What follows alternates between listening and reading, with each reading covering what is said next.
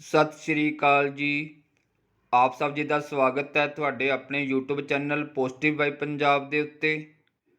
ਅੱਜ ਤੁਹਾਡੇ ਸਾਹਮਣੇ ਆਪਾਂ ਜਿਹੜੀ ਵੀਡੀਓ ਲੈ ਕੇ ਆਏ ਆ ਉਹ ਹੈ ਰਾਜੇ ਸਾਈਬਰ ਲਾਅ ਇਨ ਇੰਡੀਆ। ਇਹਦੇ ਵਿੱਚ ਆਪਾਂ ਬੇਸਿਕਲੀ ਦੋ ਲਾਅ ਪੜ੍ਹਨੇ ਨੇ, ਇੱਕ IT ਲਾਅ 2000 ਤੇ ਇੱਕ ਅਮੈਂਡਮੈਂਟ ਹੋਈ ਸੀ 2008 ਦੇ ਵਿੱਚ, ਉਹਨਾਂ ਦੋਵਾਂ ਦੇ ਬਾਰੇ ਪੜ੍ਹਨਾ ਹੈ। ਤੇ ਇਸ ਵੀਡੀਓ ਦੇ ਵਿੱਚ ਰਾਜੇ ਮੈਂ ਤੁਹਾਨੂੰ ਕਰਵਾਊਂਗਾ 101% ਲੈਵਲ। ਤਾਂ ਇਹ ਵੀਡੀਓ ਬਹੁਤ ਸਫੀਸ਼ੀਐਂਟ ਹੈ। ਅਗਰ ਤੁਸੀਂ ਪੂਰੇ ਧਿਆਨ ਨਾਲ ਕਰ ਲਓ ਤਾਂ ਤੁਸੀਂ ਸਾਈਬਰ ਲਾਅ ਹੋ ਗਿਆ, ਕੋਈ ਵੀ ਸੈਕਸ਼ਨ ਪੁੱਛ ਲੈਣ, ਸਾਰੇ ਕੁਐਸਚਨ ਤੁਹਾਡੇ ਈਜ਼ੀਲੀ ਅਟੈਂਪਟ ਹੋ ਜਾਣਗੇ ਐਗਜ਼ਾਮ ਦੇ ਵਿੱਚ। ਰਾਈਟ ਹੈ, ਕਿਉਂਕਿ ਇਹਦੇ ਵਿੱਚ ਕੀ ਹੈ ਵੀ ਜੋ ਵੀ ਬੇਸਿਕ ਟਰਮ ਹੈਗੀਆਂ ਉਹੀ ਪੁੱਛੀਆਂ ਜਾਣਗੀਆਂ ਐਗਜ਼ਾਮ ਦੇ ਵਿੱਚ। ਤੇ ਅੱਜ ਆਪਾਂ ਦੇਖਾਂਗੇ ਵੀ ਕਿਹੜੇ ਕਿਹੜੇ ਸੈਕਸ਼ਨ ਸੀਗੇ, ਕਿਹੜੇ ਕਿਹੜੇ ਰਿਮੂਵ ਕਰ ਦਿੱਤੇ ਗਏ ਆ, ਜਾਂ ਫਿਰ ਅਮੈਂਡਮੈਂਟ ਦੀ ਜ਼ਰੂਰਤ ਕਿਉਂ ਪਈ ਸੀਗੀ। ਇਸ ਵੀਡੀਓ ਨੂੰ ਪੂਰੇ ਧਿਆਨ ਦੇ ਨਾਲ ਦੇਖਿਓ। ਜੇ ਵੀਡੀਓ ਵਧੀਆ ਲੱਗੂਗੀ ਤਾਂ ਲਾਈਕ ਕਰ ਦਿਓ, ਸ਼ੇਅਰ ਕਰ ਦਿਓ ਤੇ ਚੈਨਲ ਨੂੰ ਸਬਸਕ੍ਰਾਈਬ ਕਰ ਲਿਓ ਜਿਹੜੇ ਬੱਚੇ ਨਵੇਂ ਨੇ। ਤੇ ਕਮੈਂਟ ਜ਼ਰੂਰ ਕਰਕੇ ਜਾਣੇ ਆ ਰਾਜੇ, ਜੋ ਵੀ ਮੈਂ ਕੁਐਸਚਨ ਪੁੱਛਦਾ ਉਹਨੂੰ ਕਮੈਂਟ ਕਰਿਆ ਕਰੋ। ਰਾਈਟ ਹੈ, ਚਲੋ ਸਟਾਰਟ ਕਰਦੇ ਹਾਂ ਆਪਾਂ ਅੱਜ ਦੀ ਵੀਡੀਓ। ਕਰਦੇ ਆ ਰਾਜੇ cyber law in India need and importance. ਇਸ ਤੋਂ ਪਹਿਲਾਂ ਆਪਾਂ ਸਮਝਦੇ ਹਾਂ ਵੀ ਸਾਈਬਰ ਲਾਅ ਦੀ ਜ਼ਰੂਰਤ ਕਿਉਂ ਪਈ ਆਪਾਂ ਨੂੰ। ਠੀਕ ਹੈ, ਸਾਈਬਰ ਲਾਅ ਦੀ ਜ਼ਰੂਰਤ ਕਿਉਂ ਪਈ ਤੇ ਸਾਈਬਰ ਕ੍ਰਾਈਮ ਕੀ ਹੁੰਦਾ, ਸਾਈਬਰ ਸਪੇਸ ਕੀ ਹੁੰਦਾ, ਕਿਹੜੇ ਕਿਹੜੇ ਐਕਟ ਬਣੇ ਆ ਤੇ ਜਿਹੜੀ ਦੁਨੀਆ ਦੇ ਵਿੱਚ ਸਾਈਬਰ ਲਾਅ ਦੇ ਕੀ ਰੋਲ ਪਲੇ ਕਰਦਾ ਸਾਈਬਰ ਲਾਅ, ਤੇ ਇਹਦੀ ਇੰਪੋਰਟੈਂਸ ਇੰਨੀ ਕਿਉਂ ਅੱਜ ਦੇ ਪ੍ਰੈਜੈਂਟ ਐਰਾ ਦੇ ਵਿੱਚ। ਠੀਕ ਹੈ, ਅੱਛਾ ਹੁਣ ਆਪਾਂ ਗੱਲ ਕਰਦੇ ਆ ਰਾਜੇ। ਗੱਲ ਇਹ ਹੈ ਵੀ ਜਦੋਂ ਤੱਕ 2000 ਤੋਂ ਪਹਿਲਾਂ, ਸਨ 2000 ਤੋਂ ਪਹਿਲਾਂ ਕੀ ਸੀਗਾ, ਕੋਈ ਵੀ ਸਾਈਬਰ ਲਾਅ ਨਹੀਂ ਆਇਆ ਸੀਗਾ ਇੰਡੀਆ ਦੇ ਵਿੱਚ। ਮੰਨ ਲਓ ਹੁਣ ਕੋਈ ਬੰਦਾ ਕੀ ਕਰਦਾ, ਕਿਸੇ ਨੂੰ ਇਲੈਕਟ੍ਰੋਨਿਕ ਮੈਸੇਜ ਕਰਦਾ, ਈਮੇਲ ਕਰ ਦਿੰਦਾ, ਉਹਨੂੰ ਗਾਲਾਂ ਕੱਢ ਦਿੰਦਾ, ਤਾਂ ਜਿਹੜੇ ਬੰਦੇ ਨੂੰ ਗਾਲਾਂ ਪਈਆਂ ਉਹ ਹੁਣ ਕਿਤੇ ਜਾ ਕੇ ਕੰਪਲੇਂਟ ਨਹੀਂ ਲਿਖਾ ਸਕਦਾ, ਕਿਉਂਕਿ ਇੱਦਾਂ ਦਾ ਕੋਈ ਲਾਅ ਹੀ ਹੈ ਨਹੀਂਗਾ, ਇੱਦਾਂ ਦਾ ਕੋਈ ਐਕਟ ਵੀ ਹੈ ਨਹੀਂਗਾ ਕਿ ਜਾ ਕੇ ਮੰਨ ਲਓ ਥਾਣੇ 'ਚ ਜਾ ਕੇ ਕਹੂਗਾ ਭਾਈ ਮੈਨੂੰ ਉਹ ਬੰਦੇ ਨੇ ਫਲਾਣੇ ਨੇ ਗਾਲਾਂ ਕੱਢੀਆਂ ਤੇ ਮੇਰੀ ਕੰਪਲੇਂਟ ਦਰਜ ਕਰੋ। ਉਹ ਕਹਿਣਗੇ ਵੀ ਕਿਹੜੀ ਧਾਰਾ ਦੇ ਅਧੀਨ ਅਸੀਂ ਕਰੀਏ, ਕਿਉਂਕਿ ਤੁਹਾਨੂੰ ਸਾਰਿਆਂ ਨੂੰ ਪਤਾ ਹੀ ਹੋਊਗਾ, ਮੰਨ ਲਓ ਕੋਈ ਵੀ ਕੇਸ ਹੁੰਦਾ, ਆਪਾਂ ਥਾਣੇ 'ਚ ਜਾ ਕੇ ਰਿਪੋਰਟ ਲਿਖਾਉਣੇ ਆ ਤਾਂ ਕੋਈ ਨਾ ਕੋਈ ਧਾਰਾ ਜ਼ਰੂਰ ਲੱਗਦੀ ਆ IPC ਦੇ ਅਧੀਨ। ਠੀਕ ਹੈ, ਇੰਡੀਅਨ ਪੈਨਲ ਕੋਡ ਦੇ ਅਧੀਨ ਕੋਈ ਨਾ ਕੋਈ ਧਾਰਾ ਲੱਗੂਗੀ ਨਾ। ਪਰ ਜਦੋਂ ਲਾ ਹੀ ਹੈ ਨਹੀਂਗਾ, ਐਕਟ ਹੀ ਹੈ ਨਹੀਂਗਾ, ਤਾਂ ਆਪਾਂ ਉੱਤੇ ਕਿਹੜੀ ਧਾਰਾ ਲਾਵਾਂਗੇ। ਤਾਂ ਉਸ ਤੋਂ ਬਾਅਦ ਮਤਲਬ ਕਿ ਜਦੋਂ ਗੌਰਮੈਂਟ ਨੂੰ ਪਤਾ ਚੱਲਣਾ ਸਟਾਰਟ ਹੋਇਆ ਵੀ ਇੱਦਾਂ ਦੀ ਚੀਜ਼ ਵੀ ਆਉਣੀ ਸਟਾਰਟ ਹੋ ਗਈ ਆ, ਕਿਉਂਕਿ ਜਦੋਂ ਵੀ ਕੋਈ ਚੀਜ਼ ਆਉਂਦੀ ਹੈ ਉਹਦੇ ਫਾਇਦੇ ਤਾਂ ਹੁੰਦੇ ਆ, ਦੂਜਾ ਪੱਖ ਕੀ ਹੁੰਦਾ, ਉਹਦੇ ਨੁਕਸਾਨ ਵੀ ਹੁੰਦੇ ਆ। ਤਾਂ ਇੰਡੀਆ ਦੇ ਵਿੱਚ ਕੀ ਸੀਗਾ, ਸਨ 2000 ਤੋਂ ਪਹਿਲਾਂ ਕੀ ਸੀਗਾ ਵੀ ਜਿਹੜਾ ਇੰਟਰਨੈਟ ਸੀਗਾ ਬਹੁਤ ਘੱਟ ਸੀਗਾ, ਪਰ ਅੱਜ ਆਪਾਂ ਦੇਖੀਏ ਤਾਂ ਹਰੇਕ ਬੰਦੇ ਦੀ ਜੇਬ ਦੇ ਵਿੱਚ ਕੀ ਆ, ਇੰਟਰਨੈਟ ਹੈ। ਹਨਾ, ਤੁਸੀਂ ਦੇਖਿਆ ਹੀ ਹੋਣਾ ਜੀਓ ਕਰਕੇ ਕੀ ਹੋ ਗਿਆ, ਹਰ ਇੱਕ ਬੰਦੇ ਕੋਲੇ ਕੀ ਆ, ਇੰਟਰਨੈਟ ਦਾ ਕਨੈਕਸ਼ਨ ਹੈਗਾ। ਜਦੋਂ ਆਪਣੇ ਕੋਲੇ ਕਨੈਕਸ਼ਨ ਵੱਧ ਜਾਣਗੇ ਆਟੋਮੈਟਿਕਲੀ ਆਪਾਂ ਕੀ ਕਰਾਂਗੇ, ਸਰਫਿੰਗ ਵਗੈਰਾ ਜ਼ਿਆਦਾ ਕਰਾਂਗੇ, ਆਪਾਂ ਉਹਦਾ ਇਸਤੇਮਾਲ ਜ਼ਿਆਦਾ ਕਰਾਂਗੇ। ਜਦੋਂ ਇਸਤੇਮਾਲ ਕਰਾਂਗੇ ਤਾਂ ਉੱਥੇ ਆਪਣੇ ਦਿਮਾਗ ਪੁੱਠੇ ਪਾਸੇ ਚੱਲਣੇ ਜ਼ਿਆਦਾ ਸਟਾਰਟ ਹੋ ਜਾਂਦੇ ਆ ਇੰਡੀਆ ਦੇ ਵਿੱਚ। ਇੰਡੀਆ ਦੀ ਚਲੋ ਗੱਲ ਕਰਦੇ ਹਾਂ, ਬਾਕੀ ਦੇਸ਼ਾਂ ਦੇ ਵਿੱਚ ਵੀ ਆਈਆਂ ਕਿ ਜਦੋਂ ਪੁੱਠੇ ਪਾਸੇ ਦਿਮਾਗ ਚੱਲਣੇ ਸਟਾਰਟ ਹੋ ਗਏ ਤਾਂ ਕ੍ਰਾਈਮ ਤਾਂ ਹੋਊਗਾ ਹੀ ਹੋਊਗਾ। ਜਦੋਂ ਕ੍ਰਾਈਮ ਹੋਣਾ ਸਟਾਰਟ ਹੁੰਦਾ ਤਾਂ ਉਸ ਤੋਂ ਬਾਅਦ ਜਦੋਂ ਕੇਸ ਆਉਂਦੇ ਆ ਫਿਰ ਗੌਰਮੈਂਟ ਕੀ ਕਰਦੀ ਆ, ਉਸ ਕੇਸ ਦੇ ਅੰਗੇਂਸਟ ਕੀ ਕਰਦੀ ਆ, ਕੋਈ ਲਾਅ ਬਣਾਉਂਦੀ ਹੈ। ਠੀਕ ਹੈ, ਤਾਂ ਸਾਈਬਰ ਲਾਅ ਦੇ ਵਿੱਚ ਆਪਾਂ ਪੜਾਂਗੇ ਵੀ ਸਾਈਬਰ ਲਾਅ ਬਣੇ ਕਿਉਂ ਤੇ ਬਣ ਤੋਂ ਬਾਅਦ ਉਹਨਾਂ ਵਿੱਚ ਕੀ ਕੀ ਚੇਂਜਸ ਕੀਤੀਆਂ ਗਈਆਂ। ਆਈ ਹੋਪ ਤੁਹਾਨੂੰ ਸਮਝ ਲੱਗ ਗਿਆ ਹੋਊਗਾ ਮੈਂ ਕਹਿਣਾ ਕੀ ਚਾਹੁੰਦਾ ਕਿ ਕੋਈ ਵੀ ਲਾਅ, ਕੋਈ ਵੀ ਐਕਟ ਉਦੋਂ ਬਣਦਾ ਜਦੋਂ ਉਹਦਾ ਕੋਈ ਨਾ ਕੋਈ ਕੇਸ ਸਾਹਮਣੇ ਆਉਂਦਾ, ਉਹਨੂੰ ਰੋਕਣ ਵਾਸਤੇ ਫਿਰ ਲਾਅ ਵਗੈਰਾ ਬਣਾਏ ਜਾਂਦੇ ਆ। ਤਾਂ ਅਮਰੀਕਾ ਦਾ ਇੱਕ ਕੀ ਹੈ ਰਾਜੇ, ਨੈਸ਼ਨਲ ਰਿਸਰਚ ਕਾਉਂਸਲ ਹੈ, ਉਹਨੇ ਕਿਹਾ ਸੀ, ਇੱਕ ਸਟੇਟਮੈਂਟ ਦਿੱਤੀ ਸੀਗੀ 2000 ਤੋਂ ਪਹਿਲਾਂ, ਕਹਿੰਦਾ ਜਿਹੜਾ ਮਾਡਰਨ ਥੀਫ ਹੈ, ਕਹਿੰਦਾ can steal more with a computer than with a gun. ਉਹ ਕਹਿੰਦਾ ਅਗਰ ਆਪਾਂ ਅੱਜ ਦੇ ਚੋਰ ਦੀ ਗੱਲ ਕਰੀਏ, ਉਹ ਬੰਦੂਕ ਦੇ ਨਾਲੋਂ ਕੰਪਿਊਟਰ ਦੀ ਵਰਤੋਂ ਕਰਕੇ ਜ਼ਿਆਦਾ ਚੀਜ਼ਾਂ ਚੋਰੀ ਕਰ ਸਕਦਾ ਹੈ। ਹੁਣ ਪੁਰਾਣੇ ਟਾਈਮ ਤੇ ਕੀ ਹੁੰਦਾ ਸੀ, ਅਗਰ ਆਪਾਂ ਗੱਲ ਕਰੀਏ ਜਦੋਂ ਆਪਣੇ ਦਿਮਾਗ 'ਚ ਆਉਂਦਾ ਬਈ ਕ੍ਰਾਈਮ, ਤਾਂ ਆਪਣੇ ਦਿਮਾਗ 'ਚ ਕੀ ਆਉਂਦਾ ਸੀ, ਕ੍ਰਾਈਮ ਦਾ ਮਤਲਬ ਕੀ ਆ, ਖੂਨ ਖਰਾਬਾ, ਜਾਂ ਤਾਂ ਕਿਸੇ ਦਾ ਕਤਲ ਹੋ ਗਿਆ ਜਾਂ ਕੁਝ ਹੋਰ ਹੋ ਗਿਆ। ਪਰ ਸਨ 2000 ਤੋਂ ਬਾਅਦ ਕ੍ਰਾਈਮ ਦੀ ਕੀ ਹੋ ਗਈ, ਡੈਫੀਨੇਸ਼ਨ ਆਲਮੋਸਟ ਚੇਂਜ ਹੋ ਗਈ। ਹੁਣ ਕ੍ਰਾਈਮ ਕੁਝ ਵੀ ਹੋ ਸਕਦਾ ਹੈ, ਆਨਲਾਈਨ ਕ੍ਰਾਈਮ ਵੀ ਹੋ ਸਕਦਾ ਹੈ। ਠੀਕ ਹੈ, ਮੰਨ ਲਓ ਆਪਾਂ ਕਿਸੇ ਦੀ ਇਨਫੋਰਮੇਸ਼ਨ ਚੋਰੀ ਕਰ ਲਈ, ਕਿਸੇ ਦਾ ਫੰਡ ਕੱਢ ਲਿਆ, ਠੀਕ ਹੈ, ਉਹ ਸਾਰਾ ਕੀ ਆ ਜਾਊਗਾ, ਕ੍ਰਾਈਮ ਦੇ ਅੰਡਰ ਆ ਜਾਊਗਾ। ਤਾਂ ਰਾਈਟ ਹੈ, ਇਹ ਸਾਰਾ ਕੁਝ ਕ੍ਰਾਈਮ ਦੇ ਅੰਡਰ ਆਉਂਦਾ ਰਾਜੇ। ਤਾਂ ਉਹਨਾਂ ਨੂੰ ਰੋਕਣ ਵਾਸਤੇ ਬਣਾਏ ਗਏ ਆਪਣੇ ਕੀ ਸਾਈਬਰ ਲਾਅ। ਹੁਣ ਕਹਿੰਦਾ ਵੀ ਜਿਹੜਾ ਟੁਮਾਰੋਜ਼ ਟੈਰਰਿਸਟ ਹੈ ਕਹਿੰਦਾ may be able to do more damage with a keyboard than with a bomb. ਹੁਣ ਕੀ ਆ ਕਹਿੰਦਾ ਵੀ ਜਿਹੜਾ ਟੈਰਰਿਸਟ ਹੈ, ਆਤੰਕਵਾਦੀ ਹੈ, ਉਹਦੇ ਕੋਲ ਇੰਨੀ ਪਾਵਰ ਹੋਗੀ, ਉਹ ਡੈਮੇਜ ਕਿਵੇਂ ਕਰ ਸਕਦਾ? ਬੰਬ ਦੀ ਜ਼ਰੂਰਤ ਨਹੀਂ ਉਹਨੂੰ, ਉਹ ਕੀਬੋਰਡ ਤੇ ਬੈਠ ਕੇ ਇਹ ਜਿਹਾ ਕੰਮ ਕਰ ਸਕਦਾ ਜਿਹੜਾ ਕਿ ਇੱਕ ਤਰ੍ਹਾਂ ਬੰਬ ਦੇ ਧਮਾਕੇ ਜਿੰਨਾ ਕੀ ਹੈ ਖਤਰਨਾਕ ਹੈ। ਰਾਈਟ ਹੈ, ਤਾਂ ਇੱਥੋਂ ਤੁਸੀਂ ਆਈਡੀਆ ਲਗਾ ਸਕਦੇ ਹੋ ਇਹ ਚੀਜ਼ਾਂ ਨੂੰ ਰੋਕਣ ਵਾਸਤੇ ਆਪਾਂ ਨੂੰ ਕੀ ਲੈ ਕੇ ਆਉਣੇ ਪਏ? ਰੂਲ ਰੈਗੂਲੇਸ਼ਨ ਲੈ ਕੇ ਆਉਣੇ ਪਏ, ਜਿਨ੍ਹਾਂ ਨੂੰ ਆਪਾਂ ਕਹਿੰਦੇ ਆ ਸਾਈਬਰ ਲਾਅ। ਚਲੋ ਇਹ ਤਾਂ ਸੀਗੀ ਦੀ ਇੰਟਰੋਡਕਸ਼ਨ, ਇੱਕ ਤੁਹਾਨੂੰ ਸਮਝਾਉਣਾ ਸੀਗਾ ਵੀ ਹੁੰਦਾ ਕੀ ਹੈ। ਅੱਛਾ, ਹੁਣ ਗੱਲ ਕਰਦੇ ਆ ਕਹਿੰਦਾ need of the cyber law. Cyber law ਦੀ ਜ਼ਰੂਰਤ ਕਿਉਂ ਪਈ? ਕਹਿੰਦਾ ਜੇ ਆਪਾਂ ਗੱਲ ਕਰੀਏ ਕਹਿੰਦਾ internet has dramatically change the way we think, we govern and we do commerce. ਕਹਿੰਦਾ ਜਿਹੜਾ ਇੰਟਰਨੈਟ ਹੈ ਇਹਨੇ ਬਿਲਕੁਲ ਚੇਂਜ ਕਰਤੀ ਪਰਿਭਾਸ਼ਾ ਕਾਦੀ? ਆਪਣੇ ਸੋਚਣ ਦੀ। ਹੁਣ ਸੋਚਣ ਦੀ ਪਰਿਭਾਸ਼ਾ ਇਹ ਆ ਵੀ ਜਿਵੇਂ ਕੀ ਆ ਆਪਾਂ ਕਦੇ ਸੋਚ ਸਕਦੇ ਸੀਗੇ ਕਿ ਆਪਾਂ ਵੀਡੀਓ ਕਾਲਿੰਗ ਦੇ ਵਿੱਚ ਗੱਲਬਾਤ ਕਰਾਂਗੇ? ਹੁਣ ਮੰਨ ਲਓ ਆਪਾਂ ਇੱਥੇ ਆ, ਆਪਣੇ ਰਿਸ਼ਤੇਦਾਰ ਕੀ ਅਮਰੀਕਾ ਦੇ ਵਿੱਚ ਬੈਠੇ ਆ, ਆਪਾਂ ਵੀਡੀਓ ਕਾਲ ਤੇ ਗੱਲ ਕਰਦੇ, ਆਪਾਂ ਨੂੰ ਇਦਾਂ ਹੀ ਲੱਗਦਾ, ਵਰਚੁਅਲੀ ਇਦਾਂ ਹੀ ਲੱਗਦਾ ਕਿ ਉਹ ਕੋਲ ਬੈਠੇ, ਆਪਣੇ ਆਮਣੇ ਸਾਹਮਣੇ ਬੈਠ ਕੇ ਆਪਾਂ ਗੱਲ ਕਰ ਸਕਦੇ ਆ। ਕਦੇ ਸੋਚ ਸਕਦੇ ਸੀ ਆਪਾਂ ਇਹ ਚੀਜ਼ਾਂ? ਤਾਂ ਅੱਜ ਦੇ ਇੰਟਰਨੈਟ ਨੇ ਇਹ ਚੀਜ਼ ਬਿਲਕੁਲ ਆਪਣੀ ਕੀ ਕਰਤੀ? ਥਿੰਕਿੰਗ ਡਿਫਰੈਂਟ ਕਰਤੀ। ਗਵਰਨ ਦਾ ਮਤਲਬ ਕੀ ਹੈ ਕਿ ਮੰਨ ਲਓ ਹੁਣ ਕੋਈ ਵੀ ਤੁਸੀਂ ਕੰਮ ਕਰਦੇ ਹੋ, ਬਿਜ਼ਨਸ ਕਰਦੇ ਹੋ, ਆਨਲਾਈਨ ਸ਼ਾਪਿੰਗ ਕਰਦੇ ਹੋ, ਈ ਕਮਰਸ ਹੋ ਗਿਆ ਜਿਹੜਾ, ਜਾਂ ਤੁਸੀਂ ਕੁਝ ਵੀ ਕਰਦੇ ਹੋ, ਤੁਸੀਂ ਅੱਜ ਦੇ ਦਿਨ ਦੇ ਅੱਜ ਦੇ ਤਰੀਕਾਂ ਦੇ ਵਿੱਚ ਦੇਖੋ, ਮਾਡਰਨ ਡੇਜ਼ ਦੇ ਵਿੱਚ ਦੇਖੋ, ਕੋਈ ਵੀ ਕੰਪਨੀ ਖੁੱਲ੍ਹਣ ਤੋਂ ਪਹਿਲਾਂ ਉਹਦੀ ਵੈਬਸਾਈਟ ਕ੍ਰੀਏਟ ਕੀਤੀ ਜਾਂਦੀ ਹੈ। ਕੋਈ ਵੀ ਬਿਜ਼ਨਸ ਖੁੱਲ੍ਹਣ ਤੋਂ ਪਹਿਲਾਂ ਉਹਦੀ ਵੈਬਸਾਈਟ ਕ੍ਰੀਏਟ ਹੁੰਦੀ ਹੈ, ਤਾਂ ਕਿਉਂਕਿ ਜਿਹੜੇ ਲੋਕ ਹੈਗੇ ਆ ਉਹ ਮੋਰ ਅਵੇਅਰ ਹੈ on the internet than traditional way. ਮਤਲਬ ਕਿ ਨੋਰਮਲ ਦੇ ਨਾਲੋਂ ਕੀ ਆ, ਉਹ ਇੰਟਰਨੈਟ ਦੇ ਉੱਪਰ ਕੀ ਆ, ਜ਼ਿਆਦਾ ਐਕਟਿਵ ਨੇ।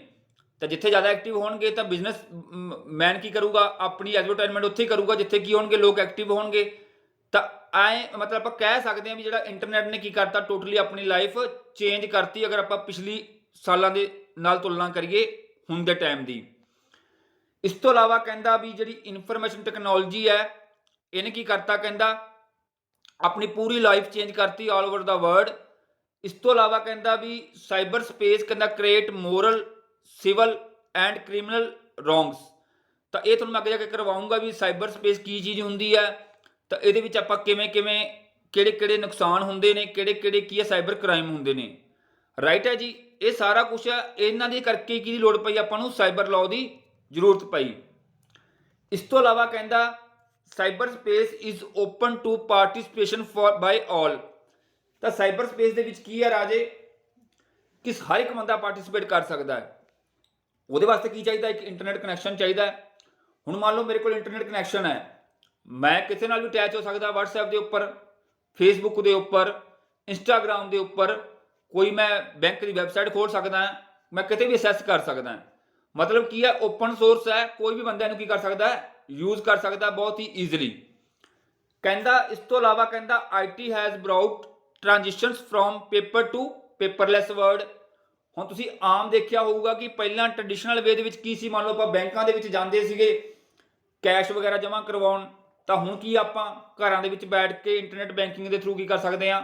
ਫੰਡ ਟ੍ਰਾਂਸਫਰ ਕਰ ਸਕਦੇ ਹਾਂ, ਆਪਾਂ ਅਕਾਊਂਟ ਓਪਨ ਕਰ ਸਕਦੇ ਹਾਂ ਅੱਜ ਕੱਲ੍ਹ ਤਾਂ, ਠੀਕ ਹੈ, ਕਾਫੀ ਸਾਰੀ ਆਪਸ਼ਨਸ ਆਪਾਂ ਨੂੰ ਮਿਲ ਗਈਆਂ।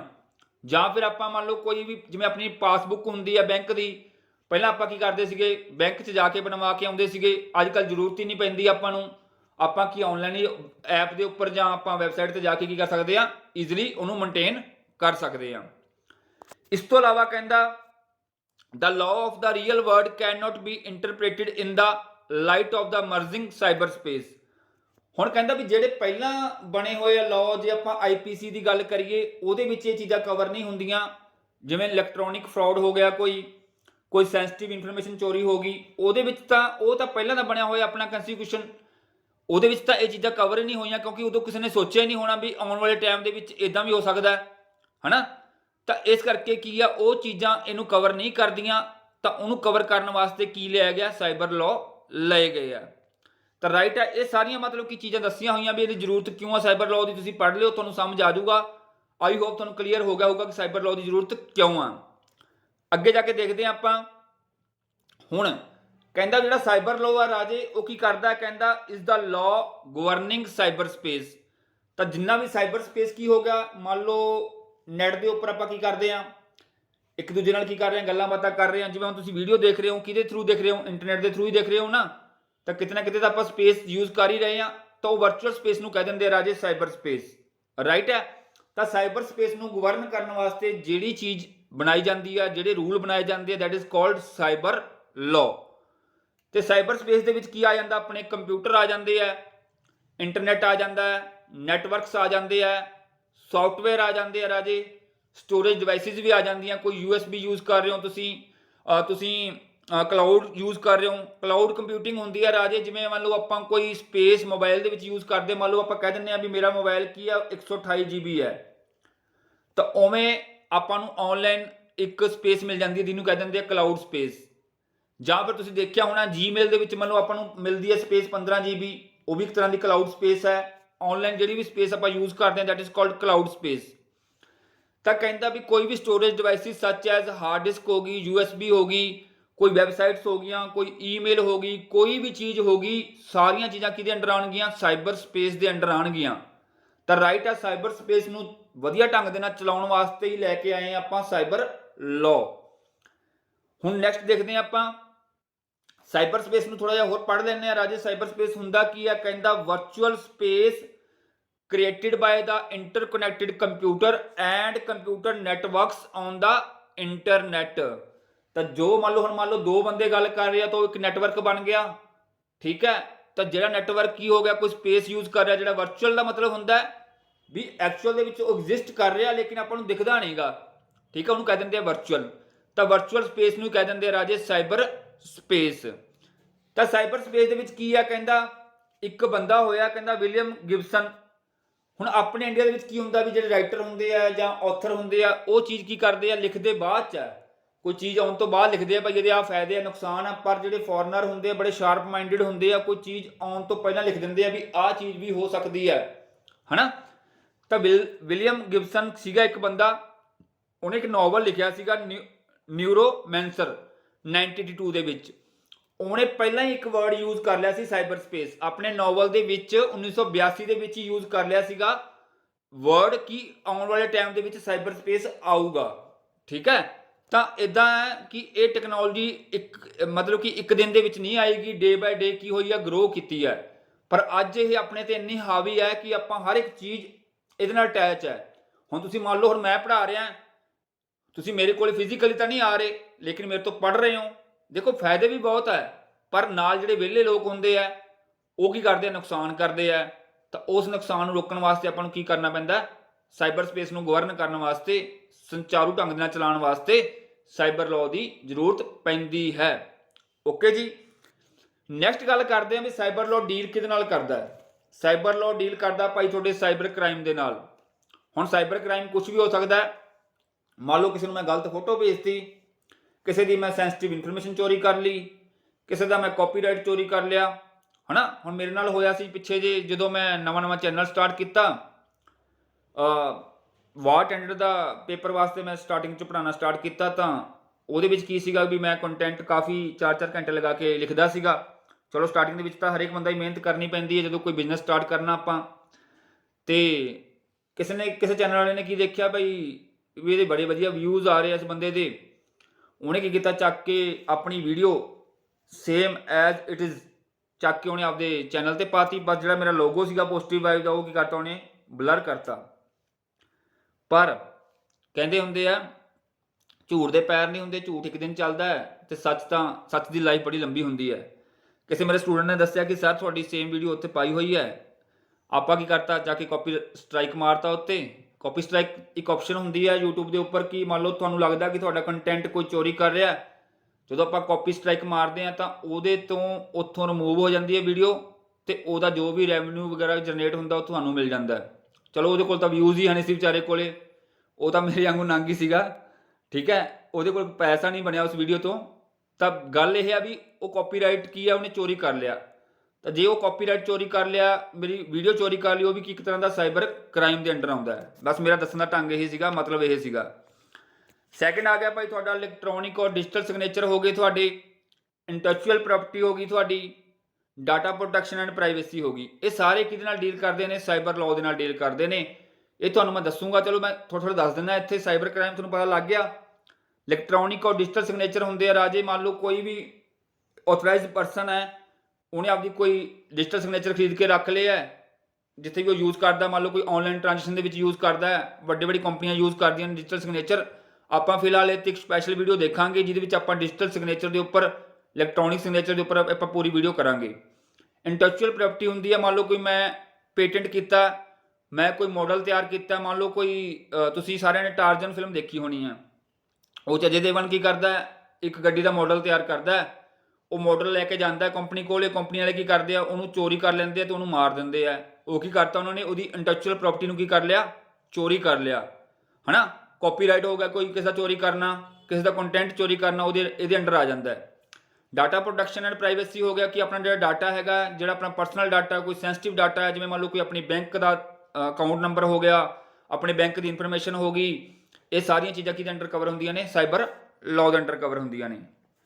ਨੈਕਸਟ ਦੇਖਦੇ ਹਾਂ ਸਾਈਬਰ ਕ੍ਰਾਈਮ ਦੇ ਅੰਡਰ ਹੋਰ ਕੀ ਚੀਜ਼ ਆਉਂਦੀ ਆ। ਕਹਿੰਦਾ ਮੰਨ ਲਓ ਕੋਈ ਵੀ ਕ੍ਰਾਈਮ ਜਿਹੜਾ ਕੰਪਿਊਟਰ ਦੀ ਹੈਲਪ ਦੇ ਨਾਲ ਕੀਤਾ ਜਾਂਦਾ ਜਾਂ ਫਿਰ ਟੈਲੀ ਕਮਿਊਨੀਕੇਸ਼ਨ ਟੈਕਨੋਲੋਜੀ ਦੀ ਹੈਲਪ ਨਾਲ ਕੀਤਾ ਜਾਂਦਾ, ਉਹ ਕਿਹਦੇ ਅੰਡਰ ਆਉਂਦਾ? ਸਾਈਬਰ ਕ੍ਰਾਈਮ ਦੇ ਅੰਡਰ ਆਉਂਦਾ ਹੈ। ਇਸ ਤੋਂ ਇਲਾਵਾ ਕਹਿੰਦਾ ਵੀ ਜੇ ਆਪਾਂ any crime where there the computer is used as a object or subject, ਠੀਕ ਹੈ, ਜਿੱਥੇ ਕੰਪਿਊਟਰ ਯੂਜ਼ ਹੋ ਗਿਆ ਚਾਹੇ ਸਿੱਧੇ ਢੰਗ ਨਾਲ ਚਾਹੇ ਅਸਿੱਧੇ ਢੰਗ ਦੇ ਨਾਲ, ਉਹ ਸਾਰਾ ਕਿਹਦੇ ਅੰਡਰ ਆ ਜਾਊਗਾ? ਤੁਹਾਡੇ ਸਾਈਬਰ ਕ੍ਰਾਈਮ ਦੇ ਅੰਡਰ ਆ ਜਾਊਗਾ, ਸਾਈਬਰ ਲਾਅ ਦੇ ਅੰਡਰ ਆਊਗਾ। ਠੀਕ ਹੈ ਜੀ, ਇਹ ਸੀਗੀ ਸਾਰੀ ਇਹਦੀ ਇੰਟਰੋਡਕਸ਼ਨ। ਹੁਣ ਆਪਾਂ ਗੱਲ ਕਰਦੇ ਹਾਂ ਵੀ ਕੈਟੇਗਰੀ ਕਿਹੜੇ ਕਿਹੜੇ ਸਾਈਬਰ ਕ੍ਰਾਈਮ ਹੁੰਦੇ ਨੇ। ਆਪਾਂ ਇਹਨੂੰ 3 ਹਿੱਸਿਆਂ ਦੇ ਵਿੱਚ ਵੰਡਿਆ ਹੋਇਆ। ਕਹਿੰਦਾ cyber crime against individual person, ਕਿਸੇ ਸਿੰਗਲ ਪਰਸਨ ਦੇ ਅਗੇਂਸਟ ਆਪਾਂ ਕੋਈ ਕ੍ਰਾਈਮ ਕਰਦੇ ਹਾਂ, that is called crime against person.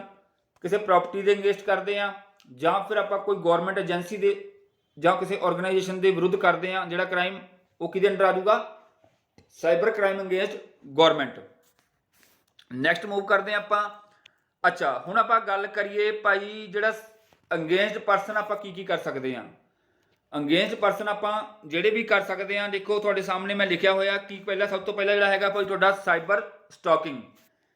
Cyber ਸਟਾਕਿੰਗ ਕੀ ਹੁੰਦਾ ਰਾਜੇ? ਇਹਦੇ ਵਿੱਚ ਕੀ ਕਰਦੇ ਹਾਂ ਆਪਾਂ, ਤੁਹਾਨੂੰ ਚਲੋ ਇਹਦੀ ਮੈਂ ਵਧੀਆ ਐਗਜ਼ਾਮਪਲ ਦੱਸਦਾ।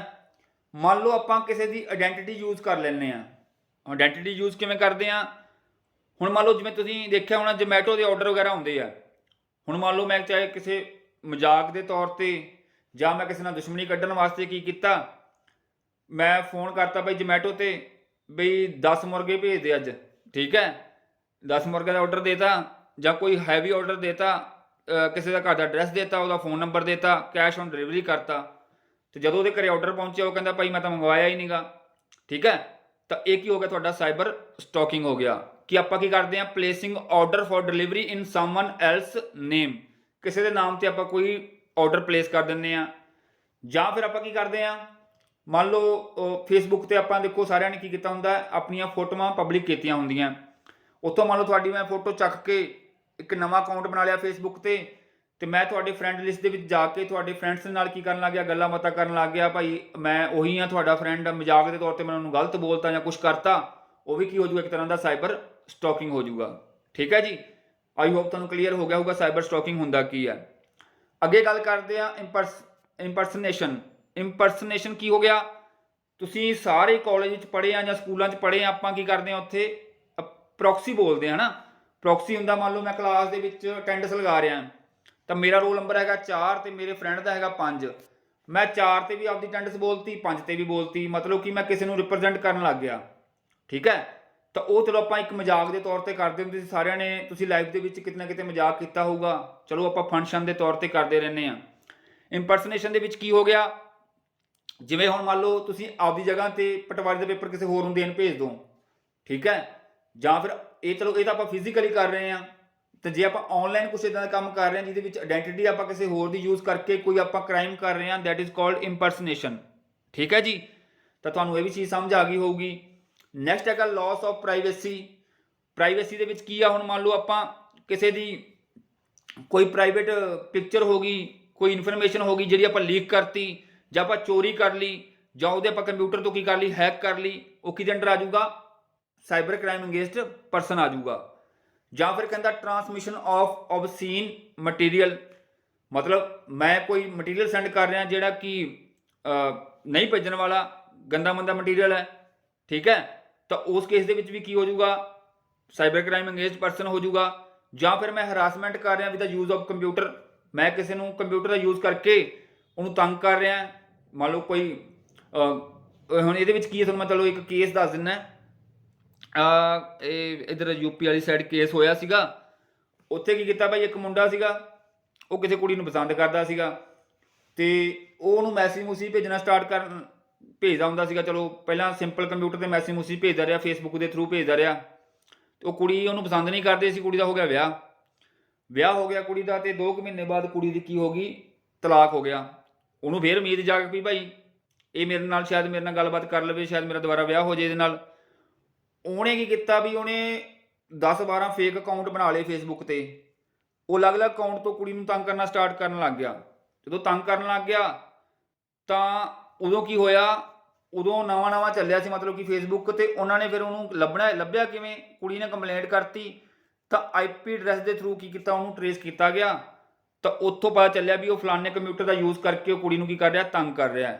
ਤਾਂ ਮੇਰਾ ਕਹਿਣ ਦਾ ਭਾਵ ਇਹ ਹੈ ਵੀ ਹਰਾਸਮੈਂਟ ਕਰਨਾ ਕਿਸੇ ਨੂੰ with the help of internet ਜਾਂ ਕੰਪਿਊਟਰ, ਉਹ ਕੀ ਆ ਜਾਊਗਾ, ਸਾਈਬਰ ਕ੍ਰਾਈਮ ਅੰਗੇਂਸਟ ਪਰਸਨ ਆ ਜਾਊਗਾ। ਠੀਕ ਹੈ, ਤਾਂ ਇਹ ਸਾਰੇ ਸੀਗੇ ਭਾਈ ਤੁਹਾਡੇ ਕ੍ਰਾਈਮ ਜਿਹੜੇ ਕਿ ਪਰਸਨ ਦੇ ਅਗੇਂਸਟ ਆਪਾਂ ਕਰ ਸਕਦੇ ਹਾਂ। ਨੈਕਸਟ ਮੂਵ ਕਰਦੇ ਹਾਂ ਆਪਾਂ ਜਿਹੜੇ ਸਾਈਬਰ ਕ੍ਰਾਈਮ ਅੰਗੇਂਸਟ।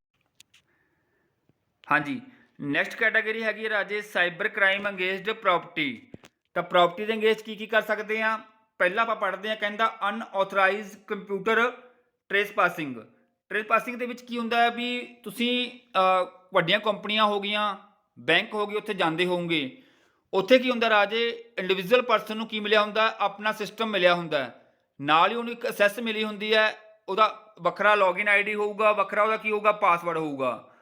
ਹੁਣ ਇਹਦੇ ਵਿੱਚ ਕੀ ਹੁੰਦਾ, ਕੰਪਿਊਟਰ ਟ੍ਰੈਸਪਾਸਿੰਗ ਦੇ ਵਿੱਚ ਕੀ ਹੁੰਦਾ ਵੀ ਮੰਨ ਲਓ ਮੈਂ ਕਿਸੇ ਦਾ ਕੰਪਿਊਟਰ ਵਿਦਆਊਟ ਉਹਦੀ ਪਰਮਿਸ਼ਨ ਯੂਜ਼ ਕਰਨ ਦੀ ਕੋਸ਼ਿਸ਼ ਕਰਦਾ, ਉਹਦੇ ਵਿੱਚ ਡਾਟਾ ਦੀ ਛੇੜਖਾਨੀ ਕਰਦਾ, ਜਾਂ ਮੈਂ ਕੋਈ ਡਾਟਾ ਡਿਲੀਟ ਕਰ ਦਿੰਦਾ, ਤਾਂ ਉਹ ਇਸ ਕੈਟਾਗਰੀ ਦੇ ਵਿੱਚ ਆ ਜਾਊਗਾ ਕਿ ਆਪਾਂ ਉਹਦੀ ਪ੍ਰਾਪਰਟੀ ਨੂੰ ਕੀ ਕਰਦੇ ਹਾਂ, ਨੁਕਸਾਨ ਪਹੁੰਚਾਉਣ ਦੀ ਕੋਸ਼ਿਸ਼ ਕਰ ਰਹੇ ਹਾਂ। ਕਿਉਂਕਿ ਤੁਸੀਂ ਦੇਖਿਆ ਹੋਊਗਾ ਬੈਂਕਾਂ ਦੇ ਵਿੱਚ ਕੀ ਹੈ ਵੀ ਜੇ ਜਿਹੜਾ ਬੈਂਕ ਮੈਨੇਜਰ ਹੋਊਗਾ ਉਹਦੇ ਕੋਲ ਅਲੱਗ ਅਸੈਸ ਹੋਊਗੀ, ਅਕਾਊਂਟੈਂਟ ਕੋਲ ਅਲੱਗ ਅਸੈਸ ਹੋਊਗੀ, ਕਲਰਕ ਕੋਲ ਅਲੱਗ ਹੋਊਗੀ। ਤਾਂ ਕੋਈ ਕਿਸੇ ਦੇ ਲੈਵਲ ਦਾ ਨਹੀਂ ਹੁੰਦਾ, ਹਰੇਕ ਦਾ ਲੈਵਲ ਅਲੱਗ-ਅਲੱਗ ਹੁੰਦਾ ਪੋਸਟ ਵਾਈਜ਼। ਤਾਂ ਆਪਾਂ ਉਹਦਾ ਡਾਟਾ ਮਤਲਬ ਕਿ ਚੋਰੀ ਕਰਨ ਦੀ ਕੋਸ਼ਿਸ਼ ਕਰੀਏ, ਚਾਹੇ ਆਪਾਂ ਉਹਦੇ ਪਰਮਿਸ਼ਨ ਦੇ ਬਿਨਾਂ ਉਹਦਾ ਕੰਪਿਊਟਰ ਯੂਜ਼ ਕਰਨ ਦੀ ਕੋਸ਼ਿਸ਼ ਕਰੀਏ, ਉਹ ਇਸ ਕੈਟਾਗਰੀ 'ਚ ਆ ਜਾਊਗਾ। ਨੈਕਸਟ ਗੱਲ ਕਰਦੇ ਹਾਂ ਕੰਪਿਊਟਰ ਵੈਂਡਲਿਜ਼ਮ। ਕੰਪਿਊਟਰ ਵੈਂਡਲਿਜ਼ਮ ਦੇ ਵਿੱਚ ਮੈਂ ਤੁਹਾਨੂੰ ਇੱਕ ਗੱਲ ਦੱਸਦਾ ਵੀ ਥੋੜਾ ਟੈਕਨੀਕਲੀ ਹੈ ਇਹ। ਮੈਂ ਤੁਹਾਨੂੰ ਇੱਕ ਵੀਡੀਓ ਕਰਾਈ ਸੀਗੀ ਮਾਲਵੇਅਰ ਵਾਲੀ। ਹੁਣ ਮੈਲਿਕਸ ਪ੍ਰੋਗਰਾਮ ਕੀ ਹੁੰਦੇ ਆ, ਜਿਹੜੇ ਕਿ ਅਨਵਾਂਟਿਡ ਪ੍ਰੋਗਰਾਮ ਹੁੰਦੇ ਆ, ਜਿਹੜੇ ਕਿ ਆਪਣੇ ਕੰਪਿਊਟਰ ਦੇ ਵਿੱਚ ਆ ਜਾਂਦੇ ਆ ਤੇ ਉਹ ਅਨਵਾਂਟਿਡ ਟਾਸਕ ਪਰਫਾਰਮ ਕਰਦੇ ਆ। ਮੰਨ ਲਓ ਕੋਈ ਡਾਟਾ ਡਿਲੀਟ ਕਰਨ ਦੀ ਕੋਸ਼ਿਸ਼ ਕਰਦੇ ਆ, ਕੋਈ ਆਪਣੀ ਜਿਹੜੀ ਸੈਂਸਿਟਿਵ ਇਨਫੋਰਮੇਸ਼ਨ ਹੁੰਦੀ ਆ ਥਰਡ ਪਾਰਟੀ ਨੂੰ ਦੇਣ ਦੀ ਕੋਸ਼ਿਸ਼ ਕਰਦੇ ਆ। ਤਾਂ ਉਹ ਕੀ ਕਰਦੇ ਆ, ਆਪਣੇ ਕੰਪਿਊਟਰ ਦੇ ਨਾਲ ਛੇੜਖਾਨੀ ਕਰਦੇ ਆ, ਆਪਣੇ ਡਾਟਾ ਦੇ ਨਾਲ ਛੇੜਖਾਨੀ ਕਰਦੇ ਆ। ਉਹ ਕੀ ਆ ਜਾਊਗਾ ਰਾਜੇ, ਕੰਪਿਊਟਰ ਵੈਂਡਲਿਜ਼ਮ ਦੇ ਕੈਟਾਗਰੀ ਦੇ ਵਿੱਚ ਆ ਜਾਣਗੇ। ਨੈਕਸਟ ਹੋ ਗਿਆ ਕਹਿੰਦਾ ਟਰਾਂਸਮਿਸ਼ਨ ਆਫ ਹਾਰਮਫੁਲ ਪ੍ਰੋਗਰਾਮ। ਇਹ ਵੀ ਬੇਸਿਕਲੀ ਕੀ ਹੋ ਗਿਆ, ਕੋਈ ਇੱਦਾਂ ਦੇ ਪ੍ਰੋਗਰਾਮ ਜਿਵੇਂ ਈਮੇਲ ਬੰਬਿੰਗ ਹੋ ਗਿਆ ਤੁਹਾਡਾ, ਠੀਕ ਹੈ। ਇਹ ਸਾਰੇ ਕੀ ਆ ਜਾਣਗੇ, ਇਸ ਕੈਟਾਗਰੀ ਦੇ ਵਿੱਚ ਆ ਜਾਣਗੇ ਕਿ ਕੋਈ ਇੱਦਾਂ ਦਾ ਟਾਸਕ ਪਰਫਾਰਮ ਕਰਨਾ ਜਿਹੜਾ ਕਿ ਆਪਣੇ ਵਾਸਤੇ ਹਾਰਮਫੁਲ ਹੋਊਗਾ, ਆਪਣੇ ਕੰਪਿਊਟਰ ਵਾਸਤੇ ਹਾਰਮਫੁਲ ਹੋਊਗਾ। ਅੱਗੇ ਆ ਗਿਆ ਆਪਣਾ ਜਿਹੜਾ ਅਗਲਾ ਹੈਗਾ, ਨੈਕਸਟ ਕੈਟਾਗਰੀ ਹੈਗੀ ਹੈ ਕਹਿੰਦਾ siphoning of the funds from the financial institutions. Siphoning ਹੁੰਦਾ ਮੰਨ ਲਓ ਕੋਈ ਚੋਰੀ ਕਰਨਾ, ਠੀਕ ਹੈ। ਆਪਾਂ ਕੋਈ ਫੰਡ ਹੋ ਗਿਆ, ਕੋਈ ਆਪਣੇ ਅਕਾਊਂਟ ਦੇ ਵਿੱਚੋਂ ਪੈਸੇ ਕੱਢ ਲਏ ਕਿਸੇ ਨੇ, ਠੀਕ ਹੈ, ਆਨਲਾਈਨ ਟ੍ਰਾਂਜੈਕਸ਼ਨ ਕਰਕੇ, ਠੀਕ ਹੈ। ਉਹ ਕੀ ਆ ਜਾਊਗਾ, ਇਸ ਕੈਟਾਗਰੀ ਦੇ ਵਿੱਚ ਆ ਜਾਊਗਾ। ਉਹ ਵੀ ਕੀ ਹੋ ਗਿਆ, ਆਪਣਾ ਸਾਈਬਰ ਕ੍ਰਾਈਮ ਅਗੇਂਸਟ ਪ੍ਰਾਪਰਟੀ ਹੋ ਗਿਆ। ਜਾਂ ਫਿਰ ਕੋਈ ਆਪਣੀ ਸੀਕ੍ਰੇਟ ਇਨਫੋਰਮੇਸ਼ਨ ਹੋ ਗਈ, ਡਾਟਾ ਹੋ ਗਿਆ, ਹੁਣ ਜਿਵੇਂ ਬੈਂਕ ਅਕਾਊਂਟ ਹੋ ਗਿਆ, OTP ਨੰਬਰ ਹੋ ਗਿਆ, ਜਾਂ ਕੁਝ ਵੀ ਹੋ ਗਿਆ ਜਿਹੜਾ ਕਿ ਆਪਣਾ ਚੋਰੀ ਹੋ ਗਿਆ, ਉਹ ਕੀ ਆ ਜਾਊਗਾ, ਸਟੀਲਿੰਗ secret information and data. Last one ਹੈਗਾ ਰਾਜੇ ਕਾਪੀਰਾਈਟ। ਮੇਰਾ ਕੋਈ ਕਾਪੀਰਾਈਟ ਹੈ, ਮੇਰਾ ਕੰਟੈਂਟ ਹੈ ਜਿਹਦੇ ਤੇ ਮੇਰਾ ਹੱਕ ਹੈ। ਮੰਨ ਲਓ ਮੈਂ ਕੋਈ ਬੁੱਕ ਲਿਖੀ ਹੋਈ ਹੈ, ਮੈਂ ਕੋਈ ਪੇਪਰ ਲਿਖਿਆ ਹੋਇਆ, ਉਹਨੂੰ ਚੋਰੀ ਕਰ ਲਿਆ ਕਿਸੇ ਨੇ, ਉਹ ਕੀ ਹੋ ਜਾਊਗਾ, ਸਾਈਬਰ ਕ੍ਰਾਈਮ ਅਗੇਂਸਟ ਪ੍ਰਾਪਰਟੀ ਹੋ ਜਾਊਗਾ। ਨੈਕਸਟ ਮੂਵ ਕਰਦੇ ਹਾਂ ਅਗੇਂਸਟ ਦਾ ਗਵਰਨਮੈਂਟ। ਥਰਡ ਕੈਟਾਗਰੀ ਆ ਗਈ ਵੀ ਅਗੇਂਸਟ ਦੇ ਗਵਰਨਮੈਂਟ ਕਿਹੜੇ ਕਿਹੜੇ ਕ੍ਰਾਈਮ ਹੋ ਸਕਦੇ ਆ। ਕਹਿੰਦਾ hacking of the government websites. ਹੁਣ ਕੀ ਹੁੰਦਾ ਰਾਜੇ, ਕਈ ਵਾਰ ਤੁਸੀਂ ਸੁਣਿਆ ਵੀ ਹੋਊਗਾ, ਨਿਊਜ਼ ਦੇ ਵਿੱਚ ਆਉਂਦਾ, ਪਿੱਛੇ ਜੇ ਹੁਣ ਅਮਰੀਕਾ ਦਾ ਹੋ ਗਿਆ ਸੀ ਭਾਈ, ਤੁਹਾਡੇ ਵਾਈਟ ਹਾਊਸ ਦੀ ਵੈਬਸਾਈਟ ਵੀ ਹੈਕ ਹੋ ਗਈ ਸੀ। ਤਾਂ ਇਹ ਕੋਈ ਨਾਰਮਲ ਗੱਲਾਂ ਹੁੰਦੀਆਂ ਵੀ ਵੈਬਸਾਈਟ ਹੈਕ ਨਹੀਂ ਹੁੰਦੀਆਂ। ਚਾਹੇ ਦੇਖੋ ਤੁਹਾਨੂੰ ਮੈਂ ਉਹ 'ਚ ਕਰਾਇਆ ਸੀ ਪ੍ਰੋਟੋਕੋਲ ਦੇ ਵਿੱਚ, ਚਾਹੇ ਆਪਾਂ secure protocol secure socket layer use ਕਰਦੇ ਹਾਂ HTTPS ਵਾਲੀ, ਪਰ ਫਿਰ ਵੀ ਦੇਖੋ ਅੱਜ ਕੱਲ੍ਹ ਬੜੇ ਤਕੜੇ ਤਕੜੇ ਹੈਕਰ ਬੈਠੇ ਆ, ਉਹ ਜਿਹੜੀਆਂ ਸਿਕਿਉਰ ਸਾਈਟਸ ਹੁੰਦੀਆਂ ਉਹਨੂੰ ਵੀ ਹੈਕ ਕਰ ਲੈਂਦੇ ਆ। ਹੁਣ ਪੇਟੀਐਮ ਹੋ ਗਿਆ, ਗੂਗਲ ਪੇ ਹੋ ਗਿਆ, ਇਹ ਵੀ ਹੈਕ ਹੋ ਜਾਂਦੇ ਕਈ ਵਾਰੀ। ਤਾਂ ਹੈਕਿੰਗ ਦੇ ਵਿੱਚ ਕੀ ਆ ਵੀ ਮੰਨ ਲਓ ਕੋਈ ਗਵਰਨਮੈਂਟ ਦੀ ਵੈਬਸਾਈਟ ਹੈਕ ਕਰ ਲਈ, ਉਹਦੇ ਤੇ ਕੀ ਕਰਤਾ, ਡਾਟਾ ਵਗੈਰਾ ਕੀ ਕਰਤਾ, ਛੇੜਖਾਨੀ ਕਰਤੀ। ਪਿੱਛੇ ਜੇ ਆਪਣੇ ਕੀ ਹੋ ਗਿਆ ਸੀਗਾ, ਆਧਾਰ ਕਾਰਡ ਜਦੋਂ ਨਵਾਂ ਨਵਾਂ ਸਟਾਰਟ ਹੋਇਆ, ਆਧਾਰ ਕਾਰਡ ਦੀ ਵੈਬਸਾਈਟ ਹੀ ਹੈਕ ਹੋ ਗਈ ਸੀਗੀ। ਠੀਕ ਹੈ, ਤਾਂ ਮਾਸ਼ਾਅੱਲਾ ਇੰਡੀਆ ਦੇ ਵਿੱਚ ਤਾਂ ਕੁਝ ਵੀ ਹੋ ਸਕਦਾ ਹੈ, ਤੁਹਾਨੂੰ ਸਾਰਿਆਂ ਨੂੰ ਪਤਾ ਹੀ ਹੈ। ਇਸ ਤੋਂ ਇਲਾਵਾ ਕਹਿੰਦਾ ਸਾਈਬਰ ਟੈਰਰਿਜ਼ਮ, ਮੰਨ ਲਓ ਕੋਈ ਸਾਈਬਰ ਦੇ ਥਰੂ ਟੈਰਰਿਜ਼ਮ ਫੈਲਾ ਰਿਹਾ ਆਨਲਾਈਨ, ਠੀਕ ਹੈ, ਤਾਂ ਉਹ ਵੀ ਕਿਹਦੇ ਅੰਡਰ ਆਊਗਾ, ਅਗੇਂਸਟ ਗਵਰਨਮੈਂਟ, ਕਿਉਂਕਿ ਟੈਰਰਿਜ਼ਮ ਕੀ ਕਰਦਾ ਹੈ, ਕਿਸੇ ਪਾਰਟਿਕੂਲਰ ਦੇਸ਼ ਦੀ ਜਿਹੜੀ ਗਵਰਨਮੈਂਟ ਹੈਗੀ ਹੈ, ਸਟੇਟ ਦੀ ਗਵਰਨਮੈਂਟ ਹੈਗੀ ਹੈ, ਉਹਨੂੰ ਟਾਰਗੇਟ ਕਰਦਾ, ਤਾਂ ਅਗੇਂਸਟ ਕੀ ਹੋ ਜਾਊਗਾ, ਗਵਰਨਮੈਂਟ ਹੋ ਜਾਊਗਾ। ਜਾਂ ਫਿਰ ਮੰਨ ਲਓ ਕੰਪਿਊਟਰ ਵਾਇਰਸਿਸ ਹੋ ਗਏ, ਜਿਹੜੇ ਕਿ ਆਪਣੇ ਮਤਲਬ ਕੋਈ ਗਵਰਨਮੈਂਟ ਵੈਬਸਾਈਟ ਹੋ ਗਈ, ਗਵਰਨਮੈਂਟ ਦਾ ਡਾਟਾ ਹੋ ਗਿਆ, ਜਾਂ ਫਿਰ ਕੋਈ ਗਵਰਨਮੈਂਟ ਦੇ ਵੱਖਰੇ ਵੱਖਰੇ ਡਿਪਾਰਟਮੈਂਟ ਹੈ ਜਿਹੜੇ ਕੋਈ ਸਕੀਮ ਲਾਗੂ ਕਰ ਰਹੇ ਆ, ਉਹਦੇ ਨਾਲ ਛੇੜਖਾਨੀ ਕਰ ਰਹੇ ਆ ਆਪਾਂ, ਉਹ ਵੀ ਕੀ ਹੋ ਜਾਊਗਾ, ਸਾਈਬਰ ਕ੍ਰਾਈਮ ਅਗੇਂਸਟ ਗਵਰਨਮੈਂਟ ਹੋ ਜਾਊਗਾ। ਆਈ ਹੋਪ ਤੁਹਾਨੂੰ ਇੱਥੇ ਤੱਕ ਸਾਰਾ ਕੁਝ ਬਹੁਤ ਵਧੀਆ ਸਮਝ ਲੱਗ ਗਿਆ ਹੋਊਗਾ। ਹੁਣ ਅਦਰ ਕ੍ਰਾਈਮਸ ਕਿਹੜੇ ਆ ਗਏ ਰਾਜੇ? ਅਦਰ ਕ੍ਰਾਈਮਸ ਦੇ ਵਿੱਚ ਆ ਗਿਆ ਲੌਜਿਕ ਬੰਬ। ਹੁਣ ਤੁਸੀਂ ਟਾਈਮ ਬੰਬ ਸੁਣਿਆ ਹੋਊਗਾ, ਬਸ ਟਾਈਮ ਬੰਬ ਦਾ ਵੱਡਾ ਭਰਾ ਕਹਿ ਲਓ, ਛੋਟਾ ਭਰਾ ਕਹਿ ਲਓ, ਵੈਸੇ ਵੱਡਾ ਭਰਾ ਹੀ ਕਹਿ ਸਕਦੇ ਹਾਂ ਕਿਉਂਕਿ ਇਹ ਖਤਰਨਾਕ ਹੈ ਥੋੜਾ ਜਿਹਾ। ਲੌਜਿਕ ਬੰਬ, ਲੌਜਿਕ ਬੰਬ ਕੀ ਹੁੰਦਾ ਰਾਜੇ? ਇੱਕ ਕੋਡ ਹੁੰਦਾ ਜਿਹੜਾ ਕੀ ਹੈ, ਇੱਕ ਪਾਰਟਿਕੂਲਰ ਇਵੈਂਟ ਦੇ ਅੱਕਰ ਹੁੰਦਾ ਹੈ। ਹੁਣ ਇਵੈਂਟ ਦੇ ਅੱਕਰ ਕਿਉਂ ਹੁੰਦਾ? ਕਿਉਂਕਿ ਮੰਨ ਲਓ ਇਹਨੂੰ ਸੈੱਟ ਕੀਤਾ ਗਿਆ ਹੁੰਦਾ, ਮੰਨ ਲਓ ਕਿ ਹੁਣ ਤੁਹਾਨੂੰ ਮੈਂ ਵੀ ਨਵਾਂ ਸਾਲ ਹੈ ਮੰਨ ਲਓ, ਹੈ ਨਾ, 31 ਦਸੰਬਰ ਰਾਤ ਨੂੰ 12 ਵਜੇ ਕੋਈ ਮੰਨ ਲਓ ਆਪਾਂ ਨੂੰ ਪਤਾ ਵੀ ਇਸ ਵੈਬਸਾਈਟ 'ਤੇ ਜਾ ਕੇ ਬੰਦੇ ਬਹੁਤ ਵਿਜ਼ਿਟ ਕਰਦੇ ਆ, ਉੱਥੇ ਮੈਂ ਇੱਦਾਂ ਦਾ ਇੱਕ ਕੋਡ ਛੱਡ ਦੂੰਗਾ। ਉਹ ਕੋਡ ਆਪਣੇ ਕੰਪਿਊਟਰ ਦੇ ਵਿੱਚ ਆ ਕੇ ਜਦੋਂ ਵੀ ਉਹਦਾ ਟਾਈਮ ਸੈੱਟ ਹੋਊਗਾ ਉਸ ਟਾਈਮ 'ਤੇ ਜਾ ਕੇ ਉਹਨੇ ਕੀ ਕਰਨਾ, ਆਪਣਾ ਟਾਸਕ ਪਰਫਾਰਮ ਕਰਨਾ ਹੈ।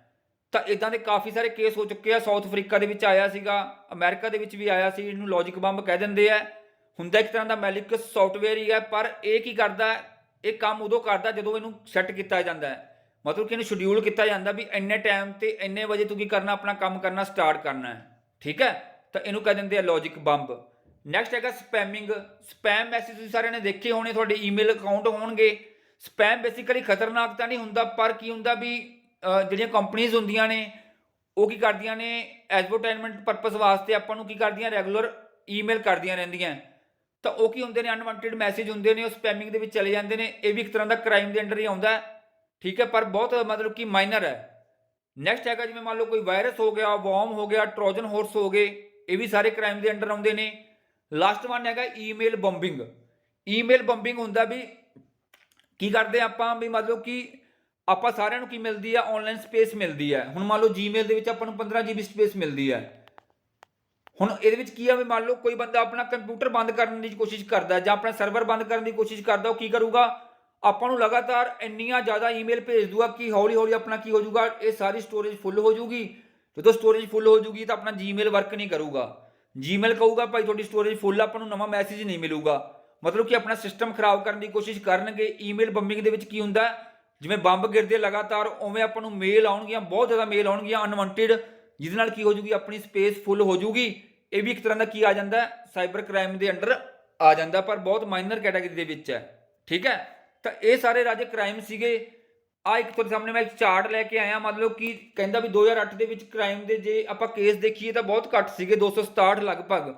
9 ਦੇ ਵਿੱਚ ਵੱਧ ਗਏ, 10 ਦੇ ਵਿੱਚ ਵੱਧ ਗਏ, ਜੇ ਹੁਣ ਆਪਾਂ 11 ਦੀ ਗੱਲ ਕਰੀਏ ਤਾਂ ਇੰਨੇ ਵੱਧ ਗਏ, ਤੇ ਹੁਣ ਤਾਂ 20 ਚੱਲ ਰਿਹਾ, 21 ਚੱਲ ਰਿਹਾ, ਤੇ ਹੁਣ ਤਾਂ ਦੇਖੋ ਇਹ ਫਿਗਰ ਕਿੱਥੇ ਤੱਕ ਪਹੁੰਚ ਗਈ ਹੋਊਗੀ ਕ੍ਰਾਈਮ ਦੀ। ਕਹਿਣ ਦਾ ਮਤਲਬ ਕਿ ਡੇ ਬਾਏ ਡੇ ਕੀ ਹੋ ਰਹੇ ਨੇ ਰਾਜੇ, ਸਾਈਬਰ ਕ੍ਰਾਈਮ ਜਿਹੜੇ ਹੋ ਰਹੇ ਨੇ ਉਹ ਕੀ ਆ, ਗਰੋ ਕਰ ਰਹੇ ਨੇ, ਵੱਧ ਰਹੇ ਨੇ। ਤਾਂ ਇਹਨਾਂ ਨੂੰ ਠੱਲ ਪਾਉਣ ਵਾਸਤੇ, ਨੱਥ ਪਾਉਣ ਵਾਸਤੇ ਕੀ ਕਰਨਾ ਪਊਗਾ, ਆਪਾਂ ਨੂੰ ਸਟਰੋਂਗ ਸਾਈਬਰ ਲਾਅ ਬਣਾਉਣੇ ਪੈਣਗੇ, ਸਾਈਬਰ ਐਕਟ ਬਣਾਉਣੇ ਪੈਣਗੇ। ਅੱਛਾ, ਹੁਣ ਆਪਾਂ ਵੀਡੀਓ ਦਾ ਜਿਹੜਾ ਮੇਨ ਪਾਰਟ ਹੈ ਉਸ ਤੇ ਆ ਗਏ। ਹੁਣ ਮੇਨ ਪਾਰਟ ਕੀ ਆ ਆਪਣਾ, IT ਐਕਟ 2000। ਠੀਕ ਹੈ, ਇਹਨੂੰ ਕਹਿ ਦਿੰਦੇ ਆ ਸਾਈਬਰ ਲਾਅ। ਸਾਈਬਰ ਲਾਅ ਕਹਿ ਲਓ, ਸਾਈਬਰ ਐਕਟ ਕਹਿ ਲਓ, IT ਐਕਟ ਕਹਿ ਲਓ ਰਾਜੇ, ਕਨਫਿਊਜ਼ ਨਹੀਂ ਹੋਣਾ, ਇੱਕੋ ਹੀ ਗੱਲ ਹੈ, ਇਹਦੇ ਵੱਖਰੇ ਵੱਖਰੇ ਨਾਮ ਨੇ। IT act 2000। IT ਐਕਟ 2000 ਦੇ ਪਹਿਲਾਂ ਕੁਝ ਵੀ ਕੋਈ ਇਦਾਂ ਦਾ ਐਕਟ ਨਹੀਂ ਸੀਗਾ ਜਿਹੜਾ ਕਿ ਕਵਰ ਕਰੇ ਵੀ ਆਨਲਾਈਨ ਕੋਈ ਫਰਾਡ ਹੋ ਰਿਹਾ ਹੈ, ਜਾਂ ਕਿਸੇ ਨੇ ਕਿਸੇ ਦਾ ਕਾਪੀਰਾਈਟ ਚੇਂਜ ਕਰ ਲਿਆ, ਚੋਰੀ ਕਰ ਲਿਆ, ਕਿਸੇ ਦਾ ਕੁਝ ਕਰਤਾ, ਕਿਸੇ ਨੂੰ ਗਲਤ ਮੈਸੇਜ ਭੇਜਤਾ, ਕਿਸੇ ਦੀ ਆਨਲਾਈਨ ਬੇਇੱਜ਼ਤੀ ਕਰਤੀ, ਕੁਝ ਵੀ ਕਰਤਾ, ਉਹ ਕੁਝ ਵੀ ਕਵਰ ਨਹੀਂ ਹੁੰਦਾ ਸੀਗਾ 2000 ਤੋਂ ਪਹਿਲਾਂ। ਪਰ 2000 ਤੋਂ ਬਾਅਦ ਇਹਦੇ ਵਿੱਚ ਸਭ ਕੁਝ ਕਵਰ ਹੋਊਗਾ ਕਿਸੇ ਦੇ ਕੰਪਿਊਟਰ ਨਾਲ ਛੇੜਖਾਨੀ ਕਰ ਲਓ ਤਾਂ ਵੀ ਤੁਹਾਡੇ ਅੰਗੇਜ ਕੀ ਹੋ ਜੂਗੀ, ਸ਼ਿਕਾਇਤ ਹੋ ਜੂਗੀ। ਕਿਸੇ ਨੂੰ ਗਲਤ ਫੋਟੋ ਭੇਜ ਦਿਓ, ਕਿਸੇ ਦੀ ਗਲਤ ਰਿਕਾਰਡਿੰਗ ਭੇਜ ਦਿਓ, ਕੁਝ ਵੀ ਕਰ ਦਿਓ, ਤੁਹਾਨੂੰ ਕੀ ਹੈ, ਤੁਹਾਨੂੰ ਉੱਥੇ ਸਜ਼ਾ ਹੋਣ ਦੇ ਚਾਂਸ ਹੋਣਗੇ। ਤਾਂ ਪਹਿਲਾਂ ਕੀ ਹੋਇਆ ਸੀ, ਜਦੋਂ IT ਐਕਟ 2000 ਆਇਆ ਸੀ, ਇਹ ਇਕੱਲਾ ਇੰਡੀਆ ਨੇ ਨਹੀਂ ਲਾਂਚ ਕੀਤਾ ਸੀਗਾ, ਇੰਡੀਆ ਨੇ ਨਹੀਂ ਬਣਾਇਆ ਸੀਗਾ। ਇਹ ਕੀ ਸੀਗਾ ਰਾਜੇ, ਯੂਨਾਈਟਿਡ ਨੇਸ਼ਨ ਕਮਿਸ਼ਨ ਹੋ ਗਿਆ ਜਿਹੜਾ ਔਨ ਇੰਟਰਨੈਸ਼ਨਲ ਟ੍ਰੇਡ ਲਾਅ। ਇਹਦੇ ਵਿੱਚ ਕੀ ਸੀਗਾ, ਕਾਫੀ ਸਾਰੀ ਕੰਟਰੀਆਂ ਨੇ ਕੀ ਕੀਤਾ, ਮਿਲ ਕੇ ਇੱਕ ਲਾਅ ਬਣਾਇਆ।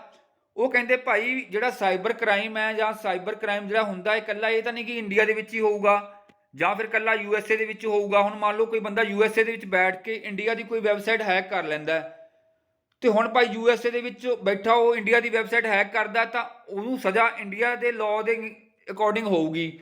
ਮੰਨ ਲਓ USA ਦੇ ਵਿੱਚ ਲਾਅ ਨਹੀਂ ਹੈਗਾ IT, ਇੰਡੀਆ ਦੇ ਵਿੱਚ ਹੈਗਾ, ਬੈਠਾ ਉਹ USA ਹੈ, ਤਾਂ ਉਹਨੂੰ ਆਪਾਂ ਸਜ਼ਾ ਕਿਵੇਂ ਦੇ ਸਕਦੇ ਹਾਂ। ਤਾਂ ਇਸ ਕਰਕੇ ਕਾਮਨ ਆਪਾਂ ਨੂੰ ਇੱਕ ਮਤਲਬ ਕਿ ਬਣਾਉਣਾ ਪਿਆ, ਇੱਕ ਲਾਅ ਬਣਾਉਣਾ ਪਿਆ ਜਿਹਦੇ ਵਿੱਚ ਕੀ ਆ, ਸਭ ਕੁਝ ਕਵਰ ਕਰਦਾ। ਵੀ ਇੰਡੀਆ ਕਹਿੰਦਾ ਭਾਈ ਜੇ ਮੇਰੇ ਨਾਲ ਛੇੜਖਾਨੀ ਹੋਊਗੀ ਤਾਂ ਜਿੱਥੇ ਮਰਜ਼ੀ ਹੋਵੇ, ਜਿਹੜੇ ਮਰਜ਼ੀ ਕੰਟਰੀ 'ਚ ਬੈਠਾ ਹੋਵੇ ਬੰਦਾ, ਉਹਨੂੰ ਉੱਥੇ ਸਜ਼ਾ ਮਿਲੂਗੀ। ਤੇ USA ਕਹਿੰਦਾ ਭਾਈ ਜੇ ਮੇਰੇ ਨਾਲ ਛੇੜਖਾਨੀ ਹੋਗੀ ਤਾਂ ਇੰਡੀਆ ਦਾ ਬੰਦਾ ਕੋਈ ਛੇੜਖਾਨੀ ਕਰ ਰਿਹਾ USA ਦੀ ਵੈਬਸਾਈਟ ਦੇ ਨਾਲ, ਤਾਂ ਉਹਨੂੰ ਸਜ਼ਾ ਕਿੱਥੇ ਹੋਊਗੀ, ਇੰਡੀਆ ਦੇ ਵਿੱਚ ਹੋ ਜੂਗੀ। ਰਾਈਟ, ਮਤਲਬ ਕਿ ਪੂਰੀ ਦੁਨੀਆ ਦੇ ਵਿੱਚ ਕਵਰ ਹੋ ਜੂਗਾ। ਤਾਂ ਇਸ ਜਿਹੜਾ ਕਮਿਸ਼ਨ ਆਇਆ ਸੀ ਰਾਜੇ, ਇਹਦੇ ਵਿੱਚ ਕੀ ਸੀਗਾ, ਜਿਹੜਾ ਇੰਡੀਆ ਸੀਗਾ ਉਹ 27 ਨੰਬਰ ਦੇ ਵਿੱਚ ਆਇਆ, ਜਿਹਨੇ ਕੀ ਕੀਤਾ, ਇਸ ਐਕਟ ਨੂੰ ਕੀ ਕੀਤਾ, ਲਾਗੂ ਕੀਤਾ ਆਪਣੀ ਕੰਟਰੀ ਦੇ ਵਿੱਚ। ਰਾਈਟ ਹੈ ਜੀ। ਹੁਣ ਸਭ ਤੋਂ ਪਹਿਲਾ ਪੁਆਇੰਟ ਹੈਗਾ, ਇਨੈਕਟਿਡ ਕਦੋਂ ਹੋਇਆ ਰਾਜੇ, ਇਨੈਕਟਿਡ ਹੋਇਆ 9 ਜੂਨ 2000 ਨੂੰ। ਠੀਕ ਹੈ, ਇਨੈਕਟਿਡ ਦਾ ਮਤਲਬ ਹੁੰਦਾ ਕਿ ਲੋਕ ਸਭਾ 'ਚ ਵੀ ਪਾਸ ਹੋ ਗਿਆ, ਰਾਜ ਸਭਾ 'ਚ ਵੀ ਪਾਸ ਹੋ ਗਿਆ, ਪ੍ਰੈਜ਼ੀਡੈਂਟ ਦੇ ਸਿਗਨੇਚਰ ਵੀ ਹੋ ਗਏ। ਠੀਕ ਹੈ, ਉਹਨੂੰ ਕਹਿ ਦਿੰਦੇ ਆ ਇਨੈਕਟਿਡ। ਪਰ ਕੇਮ ਟੂ ਫੋਰਸ ਕਦੋਂ ਹੋਇਆ, ਲਾਗੂ ਕਦੋਂ ਹੋਇਆ, 17 ਅਕਤੂਬਰ 2000 ਨੂੰ ਲਾਗੂ ਹੋ ਗਿਆ। ਹੁਣ ਕੁਐਸਚਨ ਕਿਤੋਂ ਵੀ ਪੁੱਛਿਆ ਜਾ ਸਕਦਾ, ਇਨੈਕਟਿਡ ਵੀ ਪੁੱਛ ਸਕਦੇ ਆ ਜਾਂ ਕੇਮ ਇਨਟੂ ਫੋਰਸ ਵੀ ਪੁੱਛ ਸਕਦੇ ਆ। ਜ਼ਿਆਦਾਤਰ ਉਹ ਪੁੱਛਦੇ ਆ ਵੀ ਕਦੋਂ ਲਾਗੂ ਹੋਇਆ, ਤਾਂ ਇਹ ਪੁੱਛਿਆ ਜਾਂਦਾ। ਪਰ ਆਪਾਂ ਹਰ ਇੱਕ ਚੀਜ਼ ਨੂੰ ਕਵਰ ਕਰਨਾ, ਸਿਰ ਕੇ ਮੈਂ ਇਨੈਕਟਿਡ ਵੀ ਕਰਵਾਤਾ ਵੀ ਇਨੈਕਟਿਡ ਕਦੋਂ ਹੋਇਆ ਸੀਗਾ। ਰਾਈਟ ਹੈ ਜੀ। ਇਸ ਤੋਂ ਬਾਅਦ ਕਹਿੰਦਾ ਇਹਦਾ ਪ੍ਰਾਇਮਰੀ ਪਰਪਸ ਕੀ ਸੀਗਾ ਰਾਜੇ, ਕਹਿੰਦਾ provide legal recognisation to electronic commerce, ਹਨਾ, ਜਿਹਨੂੰ ਆਪਾਂ ਈ-ਕਮਰਸ ਕਹਿ ਦਿੰਦੇ ਆ, ਆਪਾਂ ਆਨਲਾਈਨ ਕੋਈ ਵੀ ਬਿਜ਼ਨਸ ਕਰਦੇ ਆ। ਠੀਕ ਹੈ, ਕਹਿੰਦਾ and to facilitate filing of the electronic record with the government.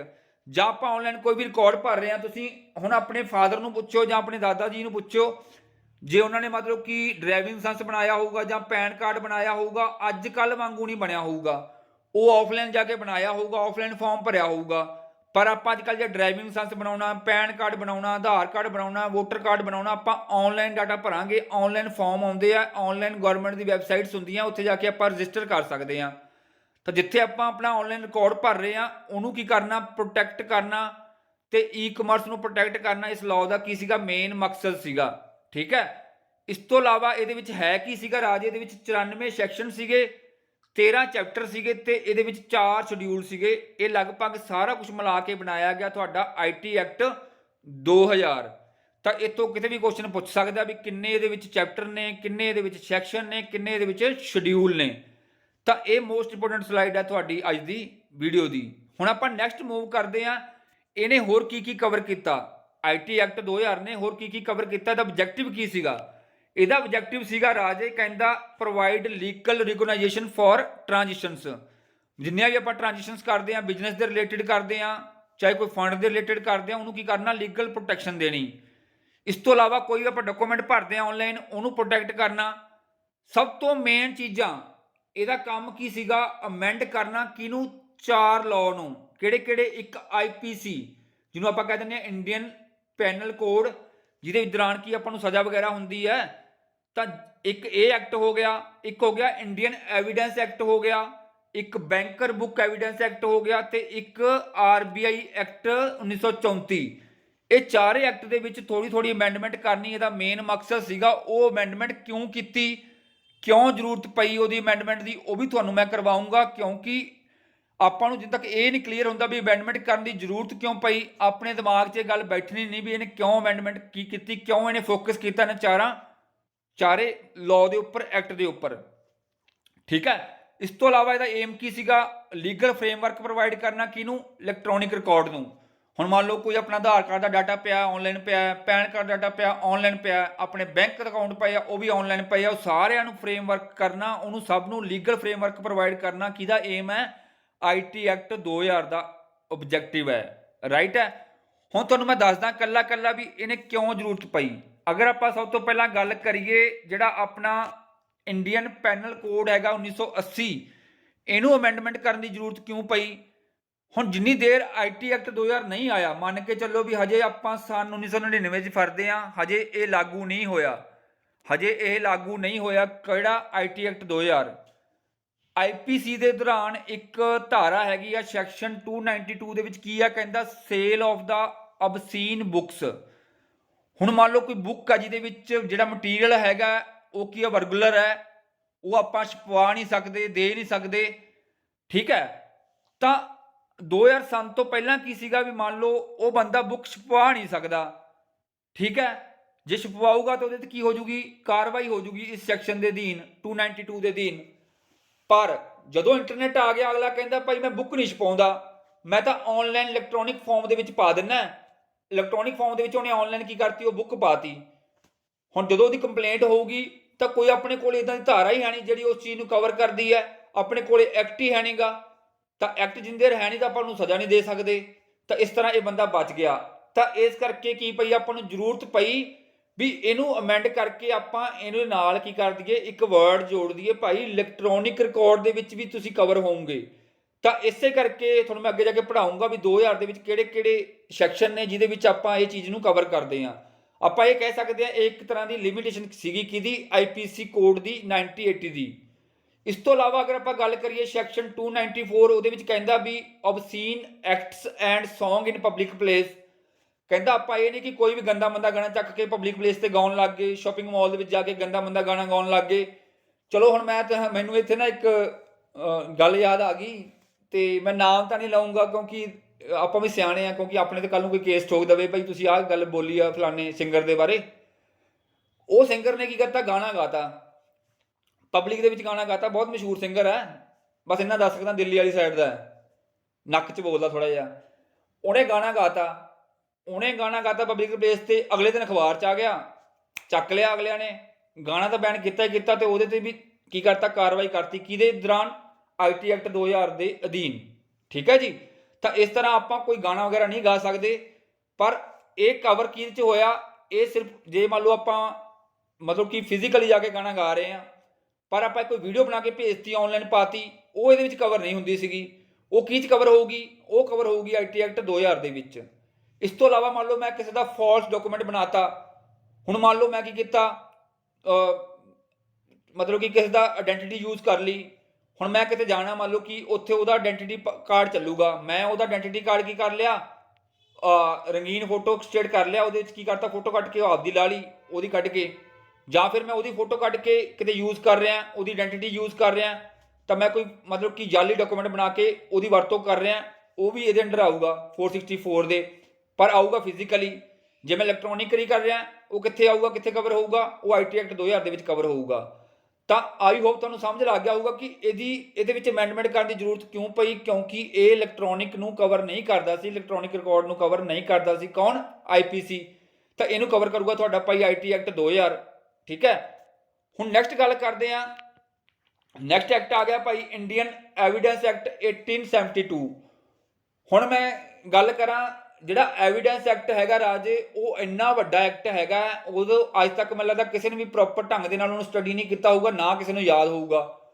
ਹੁਣ ਤੁਸੀਂ ਸਾਰੇ ਇੱਕ ਦੇਖਦੇ ਹੋਵੋਗੇ CID, ਇੱਕ ਆਉਂਦਾ ਹੈ ਸੀਰੀਅਲ ਆਉਂਦਾ ਹੈ ਨਾ, ਉਹਦੇ ਵਿੱਚ ਕੀ ਹੈ, ਜਾਂ ਆਪਾਂ ਆਮ ਫਿਲਮਾਂ ਦੇ ਵਿੱਚ ਵੀ ਦੇਖਦੇ ਹਾਂ, ਐਵੀਡੈਂਸ ਦੇ ਵਿੱਚ ਕੀ ਹੁੰਦਾ ਵੀ ਬਰੀਕ ਤੋਂ ਬਰੀਕ ਚੀਜ਼ ਵੀ ਆਪਣੀ ਐਵੀਡੈਂਸ ਬਣ ਸਕਦੀ ਹੈ।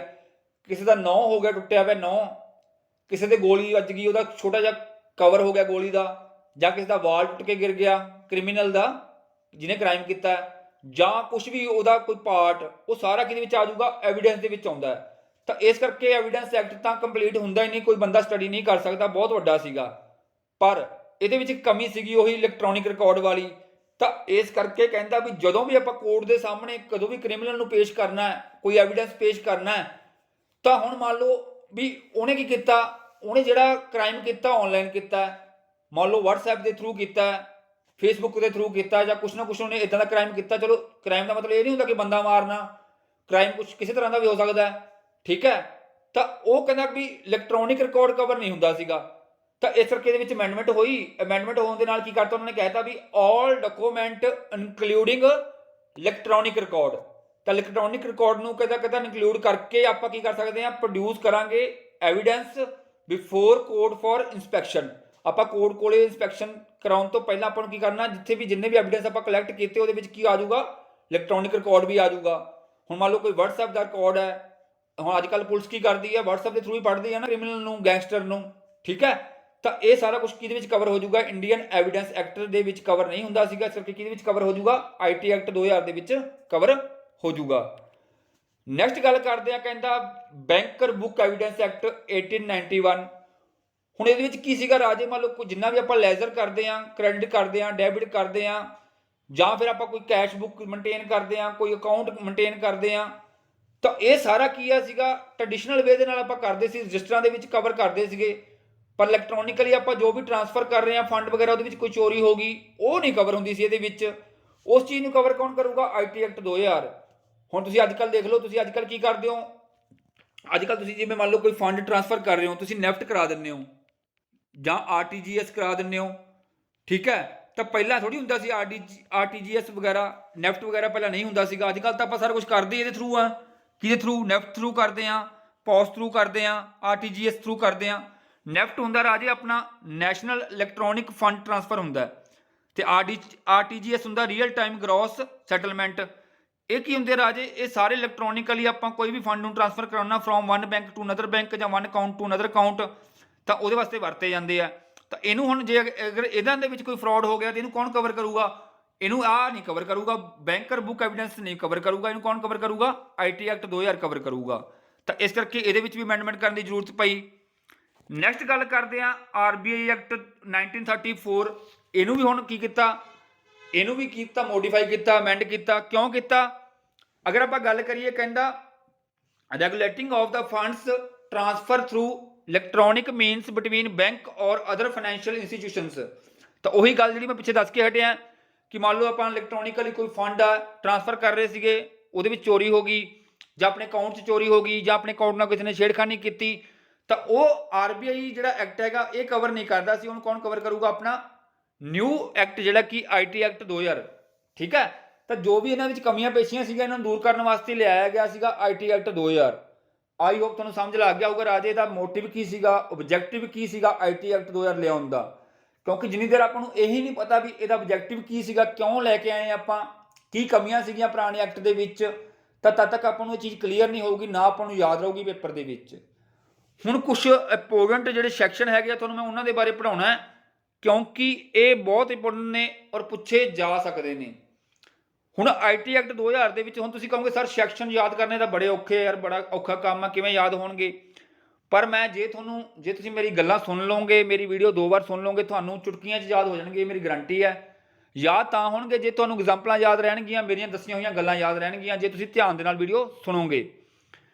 ਇਹਦੇ ਵਿੱਚ ਸਭ ਤੋਂ ਜਿਹੜਾ ਖਤਰਨਾਕ ਹੈਗਾ ਉਹ ਹੈਗਾ ਸੈਕਸ਼ਨ 66A। 66A ਕੀ ਕਹਿੰਦਾ, ਕਹਿੰਦਾ punishment for sending offensive message through communication service. ਹੁਣ ਮੰਨ ਲਓ ਕਹਿੰਦਾ ਵੀ ਆਪਾਂ ਕਿਸੇ ਨੂੰ ਵੀ ਕੋਈ ਓਬਜੈਕਸ਼ਨੇਬਲ ਮੈਸੇਜ ਭੇਜ ਦਿੰਦੇ ਆ, ਆਪਾਂ ਕਿਸੇ ਨੂੰ ਕੋਈ ਗਾਲਾਂ ਕੱਢ ਦਿੰਦੇ ਆ, ਮੇਲ ਭੇਜਤੀ ਗਲਤ ਦੁਸ਼ਮਣੀ ਕੱਢਣ ਵਾਸਤੇ, ਜਾਂ ਆਪਾਂ ਕੋਈ WhatsApp ਤੇ ਮੈਸੇਜ ਭੇਜਤਾ, ਤਾਂ ਉਹ ਇਹਨੂੰ ਕਵਰ ਕਰਦਾ 66A ਨੂੰ, ਠੀਕ ਹੈ। ਤੇ ਅੱਜ ਤੋਂ ਪਹਿਲਾਂ ਜਦੋਂ IT ਐਕਟ 2000 ਨਹੀਂ ਆਇਆ ਸੀ ਤਾਂ ਇਹ ਚੀਜ਼ ਕਵਰ ਨਹੀਂ ਹੁੰਦੀ ਸੀਗੀ। ਹੁਣ ਖਤਰਨਾਕ ਕਿਉਂ ਹੋਇਆ, ਇਹ ਕਾਹਤੋਂ ਖਤਰਨਾਕ ਬਣ ਗਿਆ, ਉਹਦਾ ਇੱਕ ਐਗਜ਼ਾਮਪਲ ਹੈ ਤੁਹਾਨੂੰ ਮੈਂ ਦੱਸਦਾ। ਐਗਜ਼ਾਮਪਲ ਕੀ ਹੈ ਕਿ ਇੱਕ ਕੇਸ ਹੋਇਆ ਕਰਨਾਟਕਾ ਦੇ ਵਿੱਚ, ਇੱਕ ਕਾਰਟੂਨਿਸਟ ਹੈ ਜਿਹੜੇ ਕਾਰਟੂਨ ਬਣਾਉਣ ਦਾ ਕੰਮ ਕਰਦੇ ਆ, ਤੁਸੀਂ ਦੇਖਿਆ ਹੋਊਗਾ ਅਖਬਾਰਾਂ ਦੇ ਵਿੱਚ ਕਾਰਟੂਨ ਆਉਂਦੇ ਰਹਿੰਦੇ ਨਾ, ਉਹਦੀ ਉੱਥੋਂ ਦੀ ਗਵਰਨਮੈਂਟ ਦੇ ਨਾਲ ਨਹੀਂ ਬਣਦੀ ਸੀਗੀ। ਗਵਰਨਮੈਂਟ ਦੇ ਨਾਲ ਤਾਂ ਨਹੀਂ ਬਣਦੀ ਸੀ, ਉਹਨੂੰ ਲੱਗਦਾ ਸੀ, ਦੇਖੋ ਹਰੇਕ ਬੰਦੇ ਦੀ ਵਿਚਾਰਧਾਰਾ ਵੱਖਰੀ ਵੱਖਰੀ ਹੋ ਸਕਦੀ ਹੈ। ਹੁਣ ਹੋ ਸਕਦਾ ਵੀ ਪੰਜਾਬ ਦੇ ਵਿੱਚ ਕੈਪਟਨ ਸਰਕਾਰ ਚੱਲ ਰਹੀ ਹੈ, ਕਈਆਂ ਨੂੰ ਕੈਪਟਨ ਸਰਕਾਰ ਦਾ ਕੰਮ ਕਰਨ ਦਾ ਢੰਗ ਵਧੀਆ ਲੱਗਦਾ ਹੋਊਗਾ, ਕਈਆਂ ਨੂੰ ਮਾੜਾ ਲੱਗਦਾ ਹੋਊਗਾ, ਹਰੇਕ ਬੰਦੇ ਦੇ ਆਪਣੇ ਆਪਣੇ ਵਿਚਾਰ ਨੇ। ਤਾਂ ਉਸ ਬੰਦੇ ਨੂੰ ਕਰਨਾਟਕਾ ਗਵਰਨਮੈਂਟ ਦੀ ਜਿਹੜੀ ਕੰਮ ਕਰਨ ਦੀ ਜਿਹੜੀ ਤਰੀਕੇ ਸੀਗੇ, ਤੌਰ ਤਰੀਕੇ ਚੰਗੇ ਨਹੀਂ ਲੱਗਦੇ ਸੀਗੇ। ਉਹਨੇ ਕੀ ਕੀਤਾ, ਉਹ ਬੰਦਾ ਕੀ ਕਰਦਾ ਸੀ, ਕਾਰਟੂਨ ਵਗੈਰਾ ਤਾਂ ਬਣਾਉਂਦਾ ਹੀ ਬਣਾਉਂਦਾ ਸੀ। ਉਹਨੇ ਆਪਣੀ ਭੜਾਸ ਕੱਢਣ ਵਾਸਤੇ ਕੀ ਕੀਤਾ, ਅਖਬਾਰ ਦੇ ਵਿੱਚ ਕਾਰਟੂਨ ਬਣਾਤਾ, ਉਹਦੇ ਵਿੱਚ ਇੱਕ ਮੈਸੇਜ ਦੇਤਾ।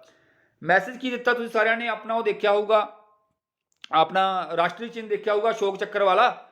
ਉਹਦੇ ਵਿੱਚ ਕੀ ਆਪਣੇ 4 ਸ਼ੇਰ ਨੇ।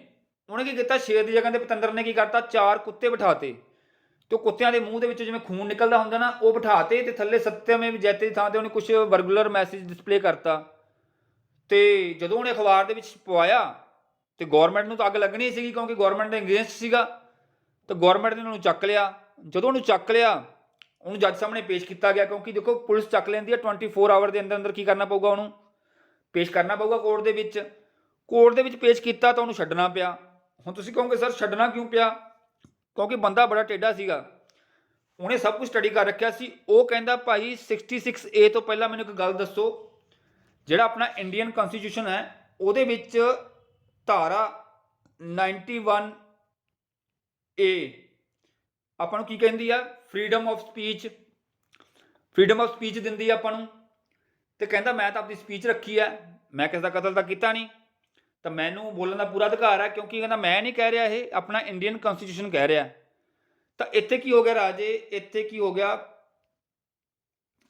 ਇੱਕ ਦੂਜੇ ਦੇ ਅੰਗੇਜਡ ਹੋ ਗਏ ਦੋਨੇ ਲਾਅ, ਸੈਕਸ਼ਨ 66A ਤੇ 91A। ਇਸ ਕਰਕੇ ਗਵਰਨਮੈਂਟ ਨੇ ਕਿਹਾ ਵੀ ਇਹ ਤਾਂ ਪੈ ਗਿਆ ਪੰਗਾ। ਤਾਂ ਉਹ ਹੁਣ ਕਨਸਟੀਟਿਊਸ਼ਨ ਦੇ ਵਿੱਚ ਤਾਂ ਨਹੀਂ ਕਰ ਸਕਦੇ ਅਮੈਂਡਮੈਂਟ, ਤਾਂ ਉਹਨਾਂ ਨੇ ਕੀ ਕੀਤਾ, ਇਹ ਜਿਹੜਾ ਸੀਗਾ ਸੈਕਸ਼ਨ 66A ਇਹਨੂੰ ਚੱਕਤਾ, ਇਹਨੂੰ ਉਡਾਤਾ। ਕਿਦੋਂ, 2015 ਦੇ ਵਿੱਚ। ਉਹ ਕਹਿੰਦੇ ਬਈ ਜੇ ਆਪਾਂ ਇਹਨੂੰ ਰੱਖਿਆ ਤਾਂ ਆਉਣ ਵਾਲੇ ਟਾਈਮ ਦੇ ਵਿੱਚ ਫਿਰ ਪੰਗਾ ਪਊਗਾ, ਇਸ ਕਰਕੇ ਇਹਨੂੰ ਕੀ ਕਰ ਦਿਓ, ਰਿਮੂਵ ਕਰ ਦਿਓ, ਇਹਨੂੰ ਚੱਕ ਦਿਓ। ਤਾਂ ਇਦਾਂ ਦੇਖੋ ਹੋ ਸਕਦਾ ਹੈ, ਤਾਂ ਹੀ ਮੈਨੂੰ ਕਿਹਾ ਕਿ ਬਹੁਤ ਖਤਰਨਾਕ ਹੈ ਇਹ। ਤਾਂ ਤੁਸੀਂ ਹੁਣ 66A ਯਾਦ ਰੱਖਣਾ, ਕਿਉਂਕਿ ਇਹ ਪੁੱਛਿਆ ਜਾ ਸਕਦਾ ਹੈ, ਕਿਉਂਕਿ ਇਹ ਕਾਫੀ ਨਿਊਜ਼ 'ਚ ਰਿਹਾ ਸੀ 2015 ਦੇ ਵਿੱਚ। ਤੁਸੀਂ ਟਾਈਮਸ ਆਫ ਇੰਡੀਆ ਸਰਚ ਕਰਕੇ ਦੇਖ ਲਿਓ, ਤੁਹਾਨੂੰ ਪੂਰਾ ਕੇਸ ਮਿਲ ਜੂਗਾ, ਤੁਸੀਂ ਪੂਰਾ ਕੇਸ ਸਟੱਡੀ ਕਰ ਸਕਦੇ ਹੋ। ਮੈਂ ਤੁਹਾਨੂੰ ਬਸ ਓਵਰਵਿਊ ਦੱਸਤਾ, ਉਹਦਾ ਨਿਚੋੜ ਦੱਸਤਾ, ਠੀਕ ਹੈ ਜੀ। ਨੈਕਸਟ ਗੱਲ ਕਰਦੇ ਹਾਂ 67 ਦੀ। ਸੈਕਸ਼ਨ 67 ਕੀ ਕਹਿੰਦਾ, punishment for publishing or ਟਰਾਂਸਮਿਟਿੰਗ ਅਬਸੀਨ material in the electronic format ਜਾਂ ਇਲੈਕਟ੍ਰੋਨਿਕ ਫਾਰਮ। ਹੁਣ ਆਪਾਂ ਨੂੰ ਪਨਿਸ਼ਮੈਂਟ ਮਿਲੂਗੀ ਕਾਹਦੇ ਵਾਸਤੇ, ਅਗਰ ਆਪਾਂ ਕੋਈ ਚੀਜ਼ ਪਬਲਿਸ਼ ਕਰਦੇ ਹਾਂ ਜਿਹੜੀ ਕਿ ਵਰਗੂਲਰ ਹੈ, ਜਿਹੜੀ ਕਿ ਨਹੀਂ ਛਪਣੀ ਚਾਹੀਦੀ ਜਾਂ ਨਹੀਂ ਟਰਾਂਸਮਿਟ ਹੋਣੀ ਚਾਹੀਦੀ, ਅਗਰ ਆਪਾਂ ਕਰਦੇ ਹਾਂ ਤਾਂ ਆਪਣੇ ਅਗੇਂਸਟ ਕੀ ਹੋ ਜਾਊਗਾ, ਸੈਕਸ਼ਨ 67 ਦੇ ਅਧੀਨ ਕੀ ਹੋ ਜਾਊਗੀ, ਕਾਰਵਾਈ ਹੋ ਜਾਊਗੀ।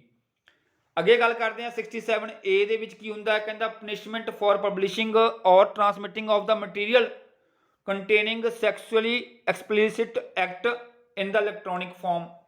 ਮੰਨ ਲਓ ਕੋਈ ਵੀ ਆਪਾਂ ਗੰਦਮੰਦ ਭੇਜਦੇ ਹਾਂ, ਕੋਈ ਇਦਾਂ ਦੀਆਂ ਵਰਗੂਲਰ ਫੋਟੋਆਂ ਭੇਜ ਦਿੰਦੇ ਹਾਂ, ਕੋਈ ਵੀਡੀਓਜ਼ ਭੇਜ ਦਿੰਦੇ ਹਾਂ ਪੋਰਨੋਗ੍ਰਾਫੀ ਦੀਆਂ, ਤਾਂ ਉਹਦੇ ਵਿੱਚ ਕੀ ਹੋ ਜੂਗੀ, ਆਪਣੇ ਤੇ ਕਾਰਵਾਈ ਹੋ ਜੂਗੀ, ਕਿਹਦੇ ਵਿੱਚ, 67A ਦੇ ਵਿੱਚ। ਤੇ ਨਾਲ ਦੀ ਨਾਲ 67B ਕੀ ਕਹਿੰਦਾ ਵੀ ਜੇ ਤੁਸੀਂ ਇਦਾਂ ਦੀ ਚੀਜ਼ ਭੇਜ ਰਹੇ ਹੋ ਤੇ ਉਹਦੇ ਵਿੱਚ ਅਗਰ ਕੋਈ ਬੱਚੇ ਦੀ ਇਨਵੋਲਵਮੈਂਟ ਹੈ ਜਿਹਦੀ ਕਿ ਉਮਰ 18 ਸਾਲ ਤੋਂ ਘੱਟ ਹੈ, ਉਹ ਕਿਹਦੇ ਵਿੱਚ ਕਵਰ ਹੋ ਜੂਗਾ, 67B ਦੇ ਵਿੱਚ ਕਵਰ ਹੋ ਜੂਗਾ। ਤੇ ਮੇਰਾ ਕਹਿਣ ਦਾ ਭਾਵ ਕਿ ਇਦਾਂ ਦੇ ਸੈਕਸ਼ਨ ਤੁਹਾਨੂੰ ਪੁੱਛੇ ਜਾ ਸਕਦੇ ਆ ਐਗਜ਼ਾਮ ਦੇ ਵਿੱਚ। ਇਹ ਆਪਾਂ ਕਿਸੇ ਦਿਨ ਇੱਕ ਵੱਖਰੀ ਵੀਡੀਓ 'ਚ ਸਾਰਾ ਕੁਝ ਕਵਰ ਕਰਾਂਗੇ, ਜਿਹੜੇ ਜ਼ਿਆਦਾ ਹਾਈਲਾਈਟਡ ਸੀਗੇ, ਜ਼ਿਆਦਾ ਇੰਪੋਰਟੈਂਟ ਸੀ, ਤੁਹਾਨੂੰ ਮੈਂ ਦੱਸਤੇ। ਬਾਕੀ ਨੈਕਸਟ ਹੋਰ ਦੱਸਦਾ, ਇੱਕ ਦੋ ਹੋਰ ਹੈਗੇ ਆ, ਤਾਂ ਇਹ ਤਾਂ ਹੈਗੇ ਆ ਮੋਸਟ ਇੰਪੋਰਟੈਂਟ, ਤਾਂ ਮੈਂ ਤੁਹਾਨੂੰ ਦੱਸੇ ਆ। ਨੈਕਸਟ ਮੂਵ ਕਰਦੇ ਆਪਾਂ। ਅਗਰ ਆਪਾਂ ਗੱਲ ਕਰੀਏ ਸੈਕਸ਼ਨ 43 ਕੀ ਕਹਿੰਦਾ ਹੈ, tampering with the computer source document. ਕਹਿੰਦਾ without permission of the incharge. ਮੰਨ ਲਓ ਕਿਸੇ ਦੇ ਕੰਪਿਊਟਰ ਦੇ ਮੈਂ ਸੋਰਸ ਹੋ ਗਏ, ਉਹਨੂੰ ਤੋੜਨ ਦੀ ਕੋਸ਼ਿਸ਼ ਕੀਤੀ, ਉਹਦੇ ਵਿੱਚ ਜਿਹੜਾ ਡਾਟਾ ਡਿਲੀਟ ਕਰਨ ਦੀ ਕੋਸ਼ਿਸ਼ ਕੀਤੀ ਉਹਦੇ ਪਰਮਿਸ਼ਨ ਦੇ ਬਿਨਾ, ਤਾਂ ਮੈਨੂੰ ਫਿਰ ਸਜ਼ਾ ਹੋਊਗੀ ਕਿਹਦੇ ਵਿੱਚ, ਸੈਕਸ਼ਨ 43 ਦੇ ਵਿੱਚ। ਜਾਂ ਕਹਿੰਦਾ ਮੈਂ 67 ਦੇ ਅਧੀਨ ਕੀ ਹੈ, ਕਹਿੰਦਾ ਪਬਲਿਸ਼ਿੰਗ ਆਬਸੀਨ ਇਨਫੋਰਮੇਸ਼ਨ, ਤੁਹਾਨੂੰ ਮੈਂ ਕਰਵਾ ਕੇ ਹਟਿਆ ਹੁਣੇ 67A-B ਹੈ ਨਾ। ਜਾਂ ਕਹਿੰਦਾ 70 ਦੇ ਅਧੀਨ ਕੀ ਹੋ ਜਾਊਗਾ, ਆਪਾਂ ਨੂੰ unauthorised access to the protected system. ਕੋਈ ਸਿਸਟਮ ਹੈ ਜਿਹੜਾ ਬੜਾ ਪ੍ਰੋਟੈਕਟਿਡ ਹੈ, ਸੈਂਸਿਟਿਵ ਹੈ। ਹੁਣ ਮੰਨ ਲਓ ਇਸਰੋ ਹੋ ਗਿਆ, ਨਾਸਾ ਹੋ ਗਿਆ, ਉੱਥੋਂ ਦੇ ਜਿਹੜੇ ਕੰਪਿਊਟਰ ਹੈਗੇ ਬਹੁਤ ਪ੍ਰੋਟੈਕਟਿਡ ਨੇ, ਉਹਦੇ ਨਾਲ ਆਪਾਂ ਛੇੜਖਾਨੀ ਕਰਨ ਦੀ ਕੋਸ਼ਿਸ਼ ਕੀਤੀ। ਜਾਂ ਗਵਰਨਮੈਂਟ ਏਜੰਸੀ ਦੇ ਜਿਹੜੇ ਕੰਪਿਊਟਰ ਹੈਗੇ ਆ ਉਹ ਪ੍ਰੋਟੈਕਟਿਡ ਨੇ, ਉਹਨਾਂ ਦੇ ਨਾਲ ਛੇੜਖਾਨੀ ਕੀਤੀ ਤਾਂ ਵੀ ਆਪਾਂ ਨੂੰ ਸਜ਼ਾ ਹੋਊਗੀ। ਜਾਂ ਫਿਰ ਕਹਿੰਦਾ ਸੈਕਸ਼ਨ 72 ਦੇ ਵਿੱਚ ਕੀ ਹੈ, breach of the confidentiality and privacy. Breach ਹੁੰਦਾ ਆਪਾਂ ਚੋਰੀ ਕਰਨਾ, ਜਾਂ ਆਪਾਂ ਨੂੰ ਛੇੜਖਾਨੀ ਕਹਿ ਸਕਦੇ ਹਾਂ, ਕਿਹਦੇ ਨਾਲ, ਕਿਸੇ ਦੀ ਜਿਹੜੀ ਕੋਈ ਕੌਨਫੀਡੈਂਸ਼ੀਅਲ ਕੋਈ ਇਨਫੋਰਮੇਸ਼ਨ ਹੈਗੀ ਆ, ਪ੍ਰਾਈਵੇਸੀ ਹੈਗੀ ਆ। ਜਾਂ ਫਿਰ ਕਹਿੰਦਾ ਆਪਾਂ ਕਿਸੇ ਦੇ ਡਿਜੀਟਲ ਸਿਗਨੇਚਰ ਹੋ ਗਏ, ਆਪਾਂ ਨੂੰ ਪਬਲਿਸ਼ ਕਰਤਾ ਫਾਲਸ, ਤਾਂ ਉਹ ਕੀ ਹੈ 73 ਦੇ ਅਧੀਨ ਕੀ ਹੋ ਜਾਊਗਾ, ਆਪਾਂ ਨੂੰ ਸਜ਼ਾ ਹੋ ਜਾਊਗੀ।